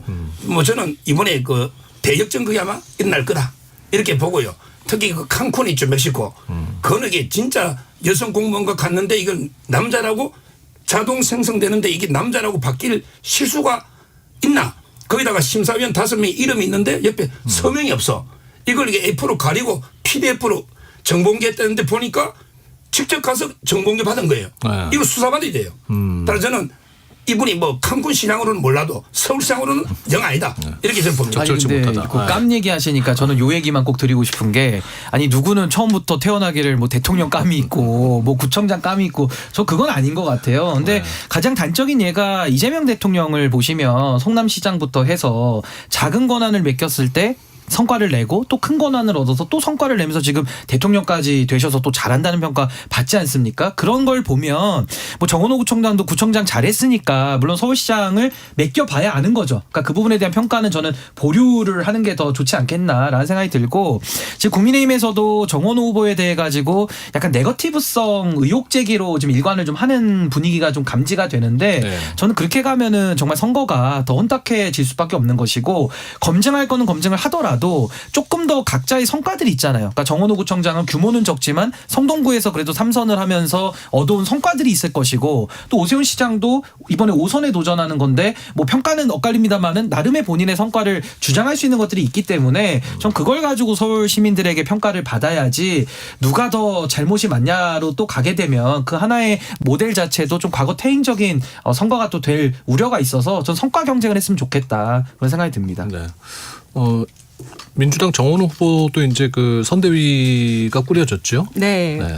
그래서 이제 마지막에 마지막에 3분이 해가지고 정원호 후보가 됐는데요. 그날 바로 저녁에 이제 원팀이 될 것을 이제 결의를 하고 다 함께 하기로 했고요. 네, 맞습니다. 네. 그리고 지난 일요일 저녁에 서울시의 전체 지역위원장들이 다 모였습니다. 그래서 이제 전략을 논의를 하면서 이렇게 이야기를 했었는데요. 그래서 우리는 우리의 적은 지금 뭐 국힘일 수도 있겠지만 사실은 우리 안에 오만일 수도 있다라는 이야기를 또 했습니다. 그래서 지금은 어떤 지표들이나 이런 것들이 좋게 보일 수도 있겠지만 항상 선거는 끝까지 가봐야 아는 거 아니겠습니까? 그래서 마지막까지 언행 유의하고 정말 겸손한 자세로 국민들, 시민들이 무엇을 원하는지 들어서 그걸 정책으로 하나하나 만들어내는 역할을 하자 이런 이야기를 나눴습니다. 네. 오세훈 시장 쪽도 이제 공동선대위원장으로 같이 경합을 벌였던 이제 박수민 의원, 윤희숙 전 의원이 함께 하게 됐습니다. 그래서 이제 양쪽 모두 원팀을 외치면서 이제 서울시장에 뛰어들었는데 오세훈 시장의 선대위 구성은 어떻게 보십니까? 뭐 당연히 뭐 껴안는 거는 이게 그 경쟁자를 뭐 공동 선대위인데 이거는 뭐 너무나 당연하고요. 진짜 저는 선대위는 이번에 권력별로 해야 돼요. 그러니까 장동혁 지도부는 그냥 뒤에서 지원하는 역할만 하고 네. 권력별로 이게 지방자치 맞아요. 그래서 저는 오세훈 선대위는 김재섭 그다음에 배현진 배현진은 친한 게잖아요. 그것도 중용해야 돼. 김재섭이도 쓴소리 소장파지만 이런 분을 전면에 내세워서 서울시는 이끌고 또 대구 가면 쓴소리 좀 잘하는 권영진 뭐 이런 분도 있고요. 부산에 뭐 김미애 이런 식으로 권력별로 그 지역의 좀 스타들 이렇게 전면 배치해야 된다. 뭐 장동혁 지도부를 제가 이선 후퇴라는 게 아니고 이게 지방 취재도 맞고 더 효율적이다. 이렇게 저는 봅니다. 장 대표 너무 감싸주시는 거 아니에요? 아니, 뒤로 빠지라는 얘기를 아름답게 말씀하시는 것 같은데. 네. 상당히 설득적으로 들렸어요. 굉장히 설득적으로 들렸어요. 신 변호사님 어떻게 보셨어요? 아니, 그러니까 이제 이거는 오세훈 시장이 이미 다 명확하게 이야기를 했고 지금 빨간 잠바 안 입고 다니거든요. 그리고 넥타이도 지금 연두색 넥타이 맨 게 좀 화제가 됐었는데 그랬더라고요. 이거는 뭐 오세훈 시장이 그동안 누누이 이야기했던 내용들입니다. 그러니까 서울시만의 어떤 뭐 혁신선대위라는 이름을 붙여가지고 장동혁 대표 체제와는 선을 긋고 완전히 새롭게 하겠다 이런 이야기를 밝혔기 때문에 그 방법 말고는 없죠. 왜냐면 오세훈 시장이 그동안에 장동혁 대표랑 진짜 씨름으로 비유하면 할 만큼 했거든요. 서로 삿바싸움도 했고 뭐 기술도 걸어봤지만 뭐 장동혁 대표가 버티고 뭐 미국 가고 막 이렇게 하다 보니까 이 도저히 해결이 안 되는 겁니다. 그렇다면 오세훈 시장도 뭐 5선에 도전하는 입장에서는 유일한 자구책이 이제 최대한 장동혁 대표를 멀리하고 이번에 서울시장의 자리를 지켜주면 그걸 기반으로 한번 이 보수를 바꾸는 에너지로 삼아보겠다. 이 얘기 말고는 지금 할 수 있는 게 없기 때문에 아마 그 전략을 유지하지 않을까 싶습니다. 네. 근데 저는 이제 그 녹색 넥타이를 보고 조금 놀랐는데 누군가는 선전포고다 뭐 이런 얘기도 했는데 보통은 이제 보수가 조금 안 좋다 하더라도 흰색 잠바는 입어도 이렇게 완전 녹색 그러니까 빨간색과 녹색은 완전 보색입니다. 가장 반대의 색깔이고 서로 밀어내는 색깔인데 이런 녹색을 선택했다는 게 좀 어떤 더 큰 의미가 있지 않을까 이런 생각을 좀 했는데 뭐 서울시장이 되겠다는 의지는 강하시겠지만 만약에 안 됐을 경우에는 다음 당권까지 생각하시는 거 아닌가. 그래서 그때는 장동혁 대표와 한번 맞서 싸우겠다 이런 생각이 있는 거 아닌가라는 생각도 들더라고요. 네. 대구로 가보겠습니다. 대구는 지금 뭐 민주당은 김부겸 전 총리 그리고 아직 국민의힘은 후보가 결정이 되지 않았습니다. 유영아, 추경호 이렇게 두 후보가 경선을 벌이고 있는데 어떻게 될 거라고 보세요? 저는 이제 그 부울경보다 대구가 더 걱정이에요. 솔직히 부울경이 더 희망이 있고 대구가 더 걱정인데 주호영은 안 놀 거예요. 그건 가처분 결과도 안 놉니다. 항고하면. 주호영은 이제 안 논다 보는데. 나오지 않을 것이다. 그런데 이진숙 위원장이 끝까지 지금 간다. 네. 대구시장 무소속. 강경하게 의견을 이러고 있거든요. 네. 예. 그럼 본인도 캠프에 끌려가는 거죠. 따라서 이게 이진숙 추경호가 된다고 보고요. 그다음에 김부겸하고 하면 이거는 뭐 제가 보기에 100점 100패. 그러니까 패할 확률이 100%. 갈리는 거 아닙니까? 그렇죠. 그다음에 이진숙이 단일화 해가지고 추경호 놓으면 5대5. 그러니까 1대1로 붙으면 이게 5대5인데 3파전 하면 거의 뭐 99.999% 진다. 그래서 이게 대구 걱정에 이진숙 위원장이 지금이라도 마음 바꿔야 되는데 아직 안 바꾸고 끝까지 마이웨이 가겠다. 이게 심각한 문제예요. 그러니까 1대1로 붙어도 확실하게 담보를 못하는 상황에서 이렇게 갈리게 되면은 그거는 필패다라고 예측을 하시는 거죠. 네. 저는 오히려 주호영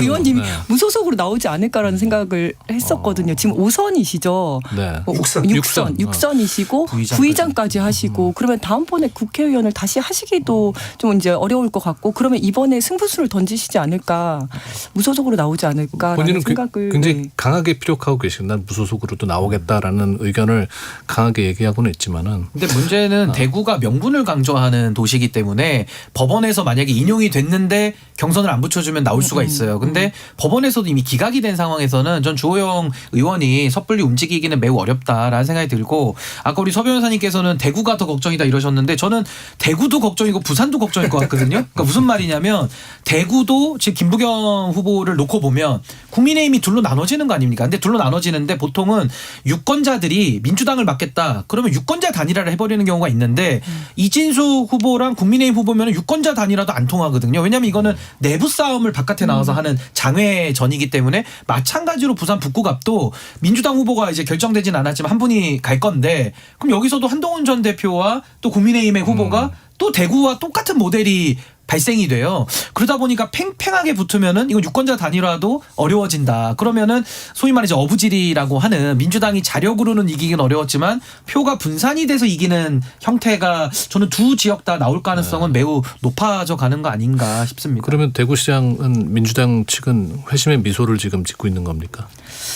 민주당은 마지막까지 겸손한 자세로 진심으로 홍준표 전 시장도 청와대 가서 식사도 하셨고 맞습니다. 이런 이제 분위기가 나쁘진 않을 것 같아요. 그런 것들은 굉장히 감사하게 생각을 하고 있습니다. 이제 홍준표 또 전 시장에 대해서 여러 가지 뭐 또 배신자니 뭐니 뭐 이런 이야기들도 나오고 있긴 하더라고요. 근데 홍준표 전 시장이 길게 쓴 어떤 SNS 글을 보니까 그 전 시장께서는 본인이 국힘에 약간 배신을 당했다 이렇게 생각을 하고 있는 것 같더라고요.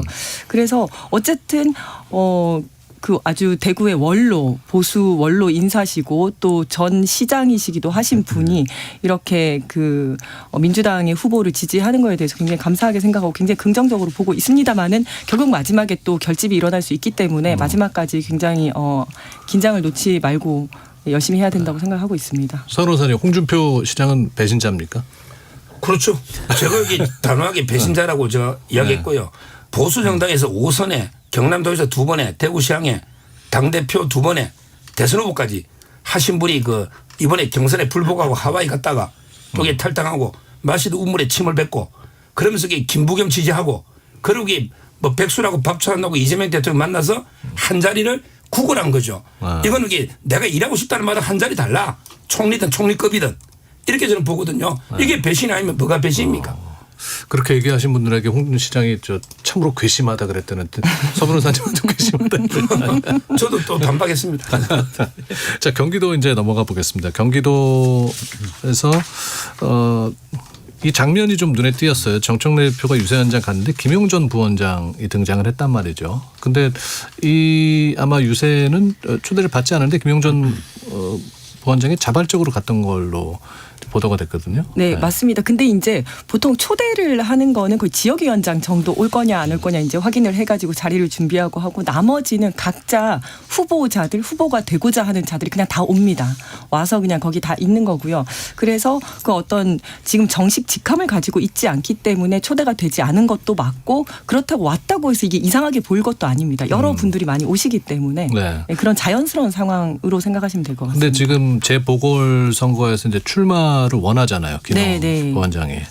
뭐 그런 압박의 사인으로 볼 수도 있나요?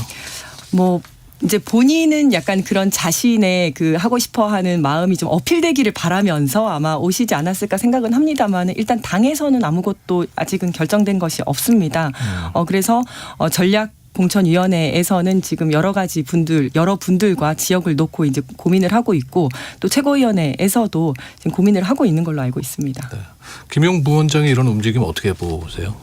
저는 이번에 기대하는 게 2명이 있는데 조국하고 김용이에요. 우리가 총선 때요 친민 비조 때문에 당했다니까.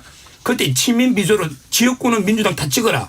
비례만 조국당 찍어라. 대선 때도 이게 연대잖아요. 거기 당한 거예요. 이번에 조국당이 후보 다 내잖아요. 민주당하고 치열하게 싸우면 지역별로 2, 3%에서 또 평택은 우리가 어부지리 할 수도 있다. 기대하고요. 그래서 두 번째가 김용이에요. 그래 1, 2심에 다 5년 받은 사람 공천해라 이거지. 그러면 지지율이 전국적으로 5%는 올 겁니다. 우리 중도층이 분노할 거예요. 그것도 아마 대법원에 선고되면 구속될 갈 사람 공천을 해? 민주당 1위 오만해? 한번 해보십시오.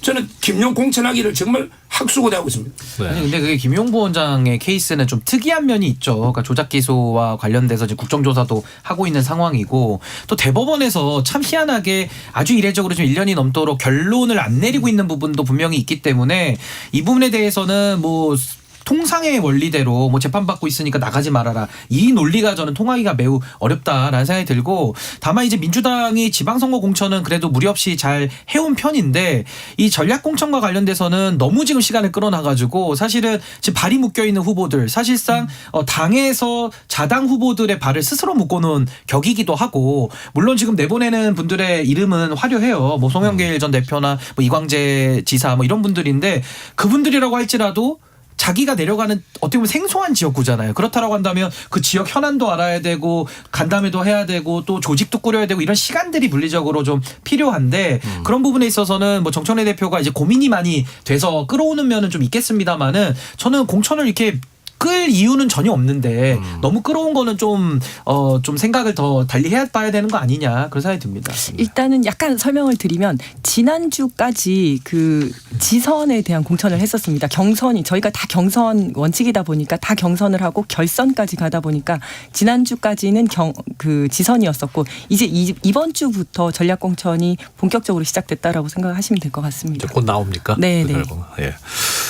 이 질문으로 이제 끝 질문을 드려야 될 것 같은데 정동영 통일부 장관이 최근에 이제 제3의 북한 핵시설 소재지 언급해서 미국에서 제공하는 대북 정보 제공이 중단된 걸로 알려지고 있습니다. 이 사안에 대해서는 어떻게 보세요, 서 변호사님? 지금 이제 그 IAEA 원자력 기구 그로시 사무총장이요 2개밖에 언급 안 했습니다. 강선하고 영변. 근데 이걸 국회에서 답했잖아요. 이거야말로 저는 미국이 제공한 정보가 분명하고요. 자, 안 그러면 미국이 정보 공유를 날마다 50장에서 100장 하다가 미국이 정보 공유를 중단했다는 거예요. 네. 그럼 미국이 뭐 오해했다는 겁니까? 지금 이게 이재명 대통령이 인도 가서 이거 글 올렸어요. 이 말은 이게 미국하고 한번 붙어보자 이런 의미입니까? 저는 이거야말로 그 미국이 그 하나만 발언 하나만 보고 하는 게 아니고 우리나라에 얼마나 정보가 많겠습니까? 그 이란 받자는 정보 수집하는 게 여러 정보로 봤을 때 정동영 장관이 계속 이 정보가 누설된다. 이걸 종합적으로 판단해서 정보공유를 끊은 거예요. 그러니까 이 대통령께서는 이게 이미 널리 알려진 사실이기 때문에 큰 문제는 없는 것이다라고 또 반박을 했거든요. 지금도 언론 보도를 찾아보면 2016년도 언론 보도에 이미 구성에 이런 핵시설이 있을 수 있다라는 내용으로 이미 나와 있는 게 있습니다. 2016년도에 ISIS에서 이미 발표를 했고 그 이후에 여러 국내외 학술지라든지 여러 언론에서 이미 나왔던 내용이고요. 그리고 지금도 찾아보면 우리나라 언론에도 2016년도 언론에 그 내용이 나오고 있습니다. 예. 근데 지금 와서 마치 그리고 작년에 청문회에서도 정동영 후보 청문회에서도 이야기를 했었습니다. 근데 지금 와서 갑자기 이렇게 하는 것은 뭔가 다른 의도가 있지 않나라고 좀 생각을 해봐야 될 것 같습니다. 다른 의도에 대해서는 이제 이란발 전쟁 상황에서 미국이 좀 외로웠잖아요. 고립이 되고 또 우리에게 파병도 이렇게 요청해도 응하지 않고 하다 보니까 좀 미국 입장에서도 상당히 지금 트럼프 체제 하에서는 상당히 좀 본인들의 어떤 감정적인 이런 대처가 좀 선택적으로 이번에 적용된 거 아닌가? 이재훈 대변인님 말씀하신 대로 과거부터도 계속 나왔던 얘기들인데 이걸 기밀이라고 얘기하기는 좀 궁색한 면이 있고 다만 이제 상호간의 어떤 이야기를 안 하는 무슨 합의를 깼냐 안 깼냐지 이런 부분은 추가적으로 알아는 봐야겠습니다만 전 미국이 지금 트럼프 체제에서 좀 기준을 달리 쓰고 있는 거 아닌가 그런 생각이 듭니다. 네. 자, 오늘 말씀은 여기서 마무리하도록 하겠습니다. 서정욱, 이지은, 신인규 세 분의 변호사와 함께했습니다. 말씀 고맙습니다. 네, 감사합니다. 지금 듣고 계시는 방송은 윤인구 세상의 모든 정보 윤인구입니다. 청취자 여러분들의 참여를 기다리고 있습니다. 문자번호 샵 9730 샵 9730 짧은 문자는 50원 긴 문자는 100원의 정보 이용료가 있고요. KBS 콩 어플리케이션 일라디오 유튜브 채널을 통해서는 무료로 참여하실 수 있습니다.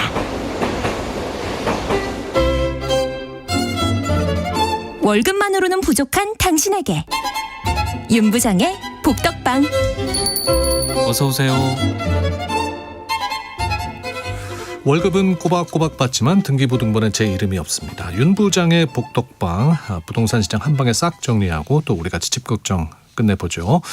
대한민국 부동산 일타 강사 김인만 부동산 경제연구소 소장과 문을 열겠습니다. 어서 오십시오. 안녕하세요. 네, 이제 양도세 중과 일몰 시점 5월 9일인데요. 20일 정도 남았습니다. 부동산 시장 점검을 해볼까요? 네, 4월 2주차 한국 부동산원 통계를 가지고 왔는데요. 서울 전체 통계를 보게 되면 0.1% 전주 대비 상승입니다. 그래서 네. 상승은 상승인데 0.1%가 큰 폭의 상승은 아닙니다만 서울 전체 평균은 요즘 상황에서는 큰 의미는 없을 것 같습니다. 네. 서울 또 지역별로 이제 온도 차이가 굉장히 좀 다른데요. 강남과 강북으로 그러니까 강남이라는 게 강남 3구가 아니라 말 그대로 한강을 두고 남쪽 11개 구는 0.07% 상승이고요. 한강의 북쪽 14개 구는 0.13% 상승입니다. 그래서 한강 북쪽이 훨씬 더 상승폭이 크다는 걸 우리가 좀 알 수가 있고요. 서초구는 마이너스 0.06, 강남구는 마이너스 0.1, 송파구는 마이너스 0.02, 강남 3구가 모두 다 마이너스입니다. 그래서 한 달 전보다 하락폭이 좀 축소는 됐습니다만 여전히 이제 집값이 조금씩 떨어지고 있는 상황이고요. 나머지 구들은 모두 다 상승입니다. 성동구가 0.04, 마포는 0.08인데 노원구가 0.18%고요. 관악구가 0.2, 구로구 0.23, 강서구 0.25. 그러니까 좀 더 외곽 지역들이 외곽 많이 지역들이 올랐네요. 그러니까 작년하고 반대죠. 작년은 중심부가 좀 많이 올랐다면 지금은 이제 외곽이 좀 많이 올라가면서 온도 차이가 작년과는 좀 다른 양상입니다. 그러니까 10억 원 좀 미만 아파트들의 가격이 아무래도 지난번에 10억 아래 얘기한 것처럼 구간들이 네, 많이 맞습니다. 올랐단 말씀인 거죠. 네네. 네. 뭐 서울은 그렇고 또 서울 외곽 지역이나 수도권 포함 다른 지역의 상황은 어떻습니까? 일단 수도권 상황을 좀 보게 되면 경기도는 0.07%입니다. 그런데 경기도도 또 온도 차이가 굉장히 큽니다. 광주시는 마이너스 0.2%고요. 이천시는 마이너스 0.18%. 요즘 하이닉스가 연일 사상 최고치를 기록하는데 하이닉스가 있는 이천시는 왜 마이너스 0.18%인지 좀 의아하긴 합니다. 근데 이제 반대로 남쪽에 경기도 남쪽으로 가게 되면 광명시가 0.38%고요. 안양 동안구가 0.27, 구리시가 0.26%, 뭐 동탄도 0.17, 용인수지 0.24. 전반적으로 경기도도 남부축이 여전히 강세를 보여주고 있고요. 북쪽이나 동쪽은 좀 약한 상황입니다. 인천은 0% 보합인데요. 네. 지난주가 마이너스 0.02%니까 살짝 하락폭이 축소가 되긴 했는데 중구 계양구는 마이너스고요. 부평구가 0.04%. 여기가 그 선도지구 노후계획도시 1기 신도시뿐만 아니라 인천도 추진을 하고 있거든요. 그래서 네. 그 호재가 있는 부평구가 0.04% 상승이고 송도가 있는 연수구가 0.03%. 여전히 뭐 좀 약한 수준, 보합 수준이라고 볼 수가 있을 것 같고요. 지방도 0%인데 지방에서는 단연코 일자리가 많은 울산이 0.12% 상승폭이 좀 큰 상황입니다. 네. 아무래도 요즘 가장 화두는 그 장기 보유 특별 공제가 향후 어떻게 될 것이냐 많은 분들이 관심을 갖고 있는 것 같은데요. 네네. 이 장기 보유 특별 공제라는 게 어떤 건지 먼저 좀 설명을 하고 이야기를 시작해 볼까요? 일단 장기 보유 특별 공제에 대해서 개념을 잡으려면 우리가 양도세를 좀 알아야 됩니다. 네. 양도세라는 건 이제 부동산의 세금은 집을 살 때 이제 내는 세금, 취득세를 내고요. 매년 1년에 한 번씩 내는 세금이 재산세와 종합부동산세가 있고 팔 때 내는 세금이 양도세입니다. 네. 샀던 가격, 취득 가격에서 판 가격, 양도 가격의 차이, 시세 차익에 대해서 일정 부분 국가가 이제 회수하는 게 양도소득세인데요. 네. 오래 가지고 있으면 좀 혜택을 줍니다. 너 단타 치지 말고 좀 오래 가지고 있으면 혜택을 줄게라고 해서 현재는 어떻게 혜택을 주냐면 1세대 1주택자와 아닌 자들을 좀 구분을 합니다. 그래서 집 하나 가지고 있는 사람. 너는 집 하나 가지고 있으니까 우리가 10년 동안 보유하고 10년 동안 거주하면 그러니까 보유하면 40%, 거주하면 40%, 합의 80%의 세금을 깎아줍니다. 그러니까 최대 그렇게 받을 수 있다는 얘기군요. 최대 감면을 해준다는 건데 여기서 또 이제 많은 분들이 물어봅니다. 1세대 1주택자들은 비과세 받는 거 아닌가? 2년 보유, 규제 지역은 2년 거주하게 되면 비과세를 해주는데요. 12억까지만 비과세를 해줍니다. 네. 그러면 집값이 50억이에요. 그럼 12억까지 비과세면 나머지 부분에 대해서는 과세가 되니까 강남이나 고가 아파트 시장은 이 장기 보유 특별 공제가 굉장히 민감하고 크게 영향을 주기 때문에 지금 이슈가 되는 부분이고요. 1세대 1주택자가 아니다. 뭐 건물을 가지고 있거나 토지를 가지고 있거나 뭐 다주택이거나 이런 분들은 15년 가지고 있으면 30%, 네. 1년에 2%씩 해서 30% 깎아주고 1주택자들은 80%를 이제 좀 감면을 해주게 되는데 이재명 대통령께서 이 부분에 대해서 좀 손을 대겠다, 뭐 손을 댈 수도 있다, 뭐 폐지에 대한 언급을 하게 되면서 논란이 되는데요. 대통령의 말씀을 좀 우리가 좀 살펴보게 되면 거주 여부와 상관없이 오랫동안 보유, 장기 보유했다는 이유만으로 너무 많이 깎아주는 것은 좀 바람직하지 않는 것 같아. 장기 거주에 대해서 양도세 깎아주는 제도는 따로 있다. 이렇게 좀 말씀을 하셨는데. 그러니까 방점은 거주 여부와 무관하게입니까 여기서? 그렇습니다. 핵심이 되는 말은? 그렇죠. 거주 여부와 무관하게. 그러니까 왜 보유만 하고 살지도 않는데. 그럼 여기서 이제 정부의 정책 기조를 읽을 수가 있는데. 그거는 이제 투기 아니냐. 투기라는 보는 거죠. 문재인 정부 때는 집이 여러 채 가지게 되면 투기. 근데 지금은 집도 여러 채 가져도 투기고 1주택자 중에서도 네가 거주하지 않고 전세를 주거나 월세를 주는 집도 투기로 간주하기 때문에 이 부분에 대해서 과세를 좀 강화하겠다라는 취지인 것 같습니다. 근데 이제 반발은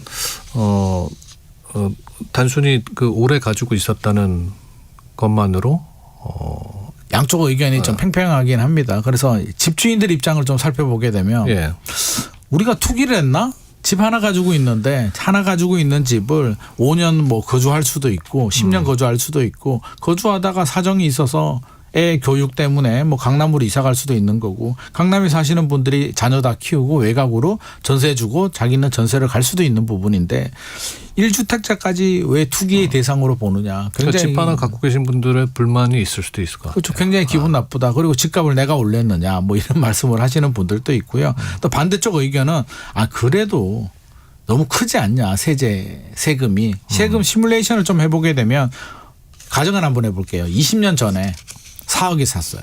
5억에 샀다고 할까요? 5억에 샀는데 시간이 지나서 20년이 지나서 이제 40억이 됐다라고 가정을 해보죠. 재건축이 돼가지고. 그러면 35억이 남잖아요. 그러면 장기 보유 특별 공제가 적용이 돼서 10년 보유, 10년 거주하게 되면 세금이 양도세가 약 2억 정도 나옵니다. 그러면 35억이 남았는데 2억 내고 33억 가지고 가는 건 너무 많이 가지고 가는 거 아닐까라는 의견이 나오는 거고요. 또 반대편에서는 장기 보유 특별 공제가 폐지가 된다면 이게 한 8억 정도까지 올라갑니다. 4배 정도 늘어나니까 집 하나 가진 사람한테 이렇게까지 과세를 하는 게 좀 가혹하다라는 의견이 있어서 지금 양쪽 의견이 분분하고요. 야당에서 이제 국힘에서 이제 이런 논평을 내니까 대통령께서 반박을 하면서 아까 제가 말씀드린 그런 내용들이 나온 상황입니다.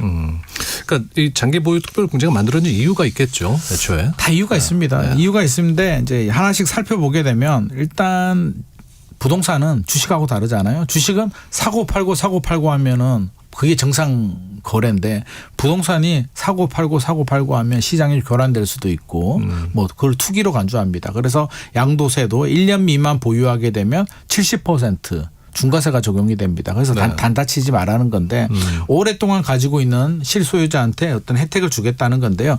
인플레이션 방어가 있습니다. 이게 무슨 말이냐면 제가 앞서서 사례를 20년 전에 5억에 샀는데 지금 40억이 됐다고 했잖아요. 20년 전에 5억의 돈 가치는 지금 생각해 보게 되면 지금 돈이 한 15억, 20억 정도? 그렇죠. 가치가 될 수도 있죠. 20년 전에 5억은 굉장히 컸거든요. 마포 아파트가 한 5억 정도 했으니까. 그렇게 바라보면 실제로 35억 돈 번 게 아니라 인플레이션 감안해 보게 되면 이분은 15억 정도는 인플레이션 방어를 한 거고 20억 정도 벌었는데 이걸 다 번 것처럼 이렇게 과세를 하는 건 바람직하지 않다라는 의미고요. 비거주 장기 보유 그러니까 전세 준 분들에 대해서는 집주인이 사고 팔고 하면 세입자 입장에서는 굉장히 불안하잖아요. 그래서 세입자의 주거 안정 차원에서도 있는 부분이고요. 또 미실현 이익에 대한 과세 우리 보유세, 종합부동산세, 재산세 내잖아요. 집 팔지도 않았는데 매년 세금을 내고 있는데 양도세 팔 때 취득세는 필요경비로 빼주는데 이 보유세는 필요경비로 빼주지 않거든요. 그러다 보니까 이런 게 종합적으로 검토해서 오랫동안 가지고 있는 사람은 인플레이션 방어도 했고 보유세도 많이 내줬고 또 세입자 주거 안정에도 도움을 줬으니까 일정 부분 혜택을 주겠다라는 취지로 만들어졌는데 박근혜 정부 때는 10년 보유만 하면 80%를 줬습니다. 그러다가 문재인 정부 때는 야 이거 10년 보유 80은 너무해. 반 잘라. 보유 10년 보유 40, 거주 40으로 바뀌었는데 이제는 이 보유 40%에 대해서도 이건 너무 많아라고 해서 지금 나온 진보당에서 발의한 내용을 보게 되면 20%로 줄이고 금액도 2억으로 좀 축소하겠다라는 내용이 나오면서 지금 논란이 뜨거운 상황입니다. 네. 그러면 이제 과연 장기 보유 특별 공제가 폐지가 되면 이게 집값은 잡히는 겁니까? 요거 하나 폐지돼서 잡히면 뭐 저는 당연히 우리가 정책은 명암이 있으니까 뭐 긍정의 효과가 훨씬 더 크다고 보여지는데요. 앞서서도 이제 시뮬레이션 해보게 되면 집 하나 가진 사람이 거주하지 않는 사람이 장특공제를 폐지한다고 해서 과연 얼마나 팔 것인가에 대한 생각을 좀 해야 될 것 같고요. 거주 요건을 채우지 못한 분, 보유만 하신 분들은 이제 어떻게 할까요? 안 되겠다. 세입자 만기되면 내가 그 집에 들어가서 끝까지 10년 한번 채운 다음에 세금 감면을 받아보리라. 상급지 아파트들은 그런 선택을 할 수가 있기 때문에 오히려 전세 매물이 줄어들고 또 집주인들은 매물 잠김 가능성이 있고요. 매물이 나오는 집들은 어떤 집이 나오냐면 고령자들 있잖아요. 네. 70세 정도 되시는 분들은 어차피 충분히 집값이 올랐고 내가 살아있는 동안 팔고 또 현금 가지고 자녀도 좀 주고 나도 차도 바꾸고 좀 편하게 살자 이런 분들은 이 혜택이 줄어들기 전에 팔 가능성이 높기 때문에 이런 고령자들의 주택은 좀 나올 가능성이 있습니다. 네. 실제로 이렇게 그 실거주로 전환이 되면서 매물 잠김 현상에 대한 우려로 있던데요. 그러니까요. 매물이 좀 잠길 가능성이 있습니다. 왜냐하면 우리 그 토지거래가구역 같은 경우도 처음에 작년 11호 대책 때 서울 전역을 묶을 때 정부도 이렇게 강력하게 잠기지 않을 거야. 특히 전월세 시장은 큰 영향이 없을 거야라고 생각을 했는데 지금 전월세 시장이 굉장히 좀 매물이 줄어들고 출렁이고 있거든요. 그래서 네. 항상 우리 계획보다도 또 다른 양상, 또 다른 변화가 생길 수도 있는데 이 비거주 1주택에 대해서도 장기보유 특별공제를 만약에 진짜로 폐지한다라고 한다면 시장에서는 실제로 거주를 할 가능성이 상당히 높을 것 같고 여러 가지 왜곡이 생겨서 결정적으로는 저는 세입자들이 주거가 좀 더 불안하지 않을까 생각을 합니다. 그래서 이런 점을 아직까지 뭐 이게 그 개정안이 뭐 이게 최종 통과가 된 건 아니기 때문에 충분히 이게 부작용과 긍정의 효과를 좀 시뮬레이션을 해야 될 것 같고요. 제 생각에는 장기보유 특별공제 혜택이 과하다라고 한다면 혜택을 좀 줄이든지 아니면 폐지를 한다면 현실적으로 일본 같은 경우는 양도세율이 30%고요. 5년이 지나면 15%로 줄어들거든요. 네. 대신 장특공제는 없습니다. 그러면 우리도 차라리 장특공제 폐지하고 양도세율이 지금 일반 과세는 45%니까 이걸 차라리 30%로 내리고 장기보유 특별공제를 폐지를 하든지 어떤 밸런스 조정은 좀 필요하지 않나 생각을 하고 있습니다. 네. 좀 아까 말씀하신 그 전월세 문제가 이제 시간이 갈수록 좀 더 심각해지고 있는 것 같은데 지금 어떤 상황입니까? 전월세 문제는 좀 시간이 갈수록 많이 문제는 되고 있습니다. 제가 최근에 이제 어떤 한 분을 만났는데 전세가 만기였다고 해요. 이제 만기가 돼서 집주인한테 자신 있게 나 다른 집을 한번 찾아보리라 주인한테 얘기를 하고 나갔는데 없어요? 실제로 매물이 없었다고 합니다. 깜짝 놀라가지고 집주인한테 다시 전화해서 내가 잠시 제정신이 아니었나 보다. 7천만 원 올려줄 테니까 그냥 연장합시다라고 빌어서 지금 7천만 원 연장했다고 하거든요. 아이고. 그래서 그런 사례들이 꽤 많아서 그분들도 그냥 뉴스만 볼 때는 전혀 공감을 하지 못하고 내일 아니라고 생각했는데 내가 전세집을 찾으러 가니까 지금 화들짝 놀라서 지금 이런 문제들이 생기고 있거든요. 통계를 보더라도 한 달 전보다 1.9% 실거래 가격은 상승을 했는데 1년 전보다 집값도 올랐고요. 전세 가격도 지금 2.95% 소형평형 올랐고 전반적으로 본다면 전세 매물이 지금 많이 줄어들었습니다. 그래서 있기는 한 겁니까? 뭐. 우리 통계와 현실은 다른데 현실은 더 줄어들었고요. 통계만 보게 되면 서울 지금 오늘자 제가 보니까 전세가 15,000건 정도 네. 잡히는데 그 수치는 어느 정도? 15,000건은 작년 11호 대책 이전이 한 25,000건 정도 됐었고요. 한 2년 전과 비교해 보게 되면 한 3분의 1 토막 정도 났는데 이게 15,000건이 그럼 진짜 있나?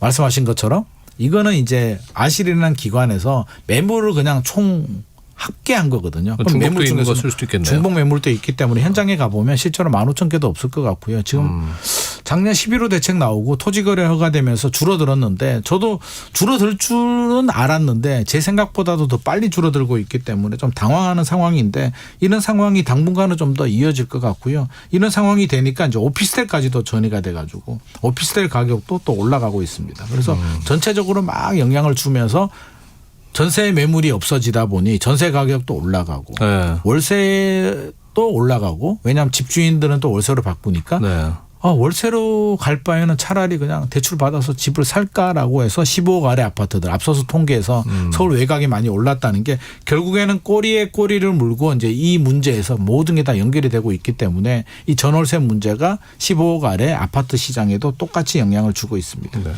그래서 이제 그 서울 외곽 지역이나 경기도에 집을 사는 분들이 또 많아진다고 하더라고요. 이제 막 난민처럼 떠내려가는 겁니다. 노도강으로도 가고 금강구도 가고 막 가는데 2월 서울 아파트 시장을 보게 되면 전월세로 31.6%, 전월세는 줄어들었고요. 매매 가격은 15.7% 늘어났는데 외곽으로도 밀려 나갑니다. 경기도를 좀 보게 되면 이제 경기도로도 좀 많이 밀려 나갔는데요.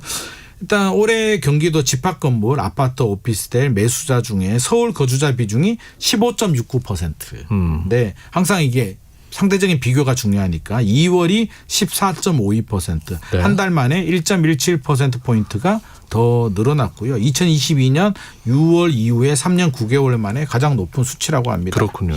그래서 어느 지역을 많이 샀을까 보게 되면 뭐 광명이나 하남이나 구리나 고양 덕양구, 그러니까 서울에서 동쪽으로 강동구나 광진구 쪽에 집값이 오른 사람들은 하남이나 구리로 좀 떠나간 것 같고요. 뭐 양천구나 영등포 쪽에 집값이 오른 사람들은 광명으로 떠나가고 마포에 집값 오른 사람들은 고양시로 가고 이렇게 좀 경기도로 좀 분할을 하고 있는 상황이니까 그 입장이 되어 보면 신혼부부나 서울에 전월세 집을 못 구해서 외곽으로 밀려나가는 분들의 입장을 보게 되면 좀 서글프다, 좀 고달프다. 출퇴근 길이 더 멀어지기 때문에 좀 힘든 상황이 계속 이어지고 있습니다. 아니 근데 이런 상황에서 주택 매매 시장의 큰 손으로 떠오른 게 30대라면서요? 그렇습니다. 네. 요즘 30대들이 집을 좀 많이 사고 있죠. 이게 돈 어디서 난 거죠?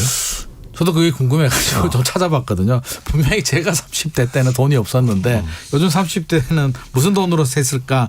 요즘 집 살 때 자금 출처를 다 적게 되어 있거든요. 명확히 해야 하잖아요. 명확히 해야 됩니다. 네. 그래서 그 부분에 대해서 조사한 내용을 딱 보니까 30대들이 무슨 돈으로 샀을까? 1위가 증여와 상속입니다. 부의 대물림 6.8%로 이게 2023년에 2.9였는데 6.8로 올라갔는데요. 결국 부의 대물림, 부모님한테 돈을 받거나 부모님이 돌아가셔서 받은 돈으로 사신 분이 가장 많았고, 두 번째는 오늘 주식시장이 뭐 최고치 기록했다고 나오는데 맞습니다.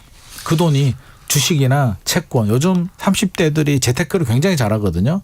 제가 30대 때는 뭔지도 몰랐는데 요즘 30대들은 잘해서 그 돈으로 또 자금 마련을 많이 했다고 합니다. 그래서 물론 집을 팔아서 주식시장으로 들어가는 돈도 꽤 많이 있고요. 반대로 주식시장에서 주식이 오르니까 팔아서 내 집 마련하시는 분들도 있는데 어떻게 됐든지 주택시장의 최대 손은 요즘 30대들. 그러니까 옛날은 40대라고 했는데 최근에는 30대가 이렇게 곽강을 받는 이유는 기다리면 내 소득이 증가하는 것보다 집값 상승분이 더 빠르다라는 걸 20대 때 문재인 정부 시절부터 두 눈으로 본 30대들이 적극적으로 움직이는 것 같고요. 부모님 세대도 저희 부모님 세대는 끝까지 쥐고 있다가 내가 나중에 줄이라 뭐 이런 생각이 있었는데 요즘 부모님들은 한 60대 정도 되면 네 목 조금 줄 테니까 알아서 하시고 나는 그냥 내 인생 내가 살다가 나중에 남으면 너가 가지고 가라는 거기 때문에 부모님이 60대들은 자녀들은 30대들이거든요. 그래서 이렇게 증여를 좀 많이 하는 상황입니다. 그렇군요. 청취자 질문 좀 받아보겠습니다. 7489님께서 올해 넣어둔 청약통장이 있는데 계속 유지하는 게 좋을지 물으셨거든요. 이거는 그분이 이제 무주택이냐 그리고 청약 조건이 어떻게 되느냐에 따라서 차이가 있습니다. 무주택이고 신혼부부거나 자녀 수가 많다라고 하면 청약 노크를 좀 많이 하셔야 될 것 같고요. 아니면 자녀가 3명이고 가점 점수가 69점 이상이라면 당연히 청약을 해야 되는데 집이 2채다. 그러면 사실 안 되잖아요. 그런 분들은 청약통장을 뭐 해지하셔도 큰 상관은 없을 것 같습니다. 9286님께서 강남 집값은 떨어지고 있고 강북은 집값이 오르고 있다는데 이게 다르게 가는 이유가 무엇입니까? 일단 이게 원인이 추세 하락이냐 일시적 하락이냐가 중요한데 강남 집값이 떨어지는 이유도 앞으로 집값이 더 떨어질 거야 라고 생각하기보다 5월 9일까지 양도세 중과세를 피해서 지금 파는 게 유리하다는 합리적인 선택에 따라서 급매물이 나오는 거고요. 나머지 15억 아래 시장은 양도세 중과세도 크게 상관이 없고 우리 앞서서 설명드렸듯이 전월세 안에 또 30대들이 내 집 마련해야 되기 때문에 대출도 잘 안 나오는데 비싼 아파트 살 수는 없고요. 결국에는 15억 아래 아파트로 집중을 하게 되면서 또 하나는 2021년 전고점을 강남은 뚫었는데 나머지 지역들은 아직 회복 못한 지역들이 많거든요. 키 맞추기 상승이 맞물리면서 이런 현상이 발생하고 있습니다. 네. 자, 오늘 윤부장의 복덕방 김인만 부동산 경제연구소 소장과 함께했습니다. 말씀 고맙습니다. 감사합니다. 네. 세상의 모든 정보 윤인구입니다. 마칠 시간입니다. 이상은의 언젠가는 들으시고요. 함께해 주신 여러분께 감사하다는 말씀 드리면서 여러분의 내일을 기대합니다.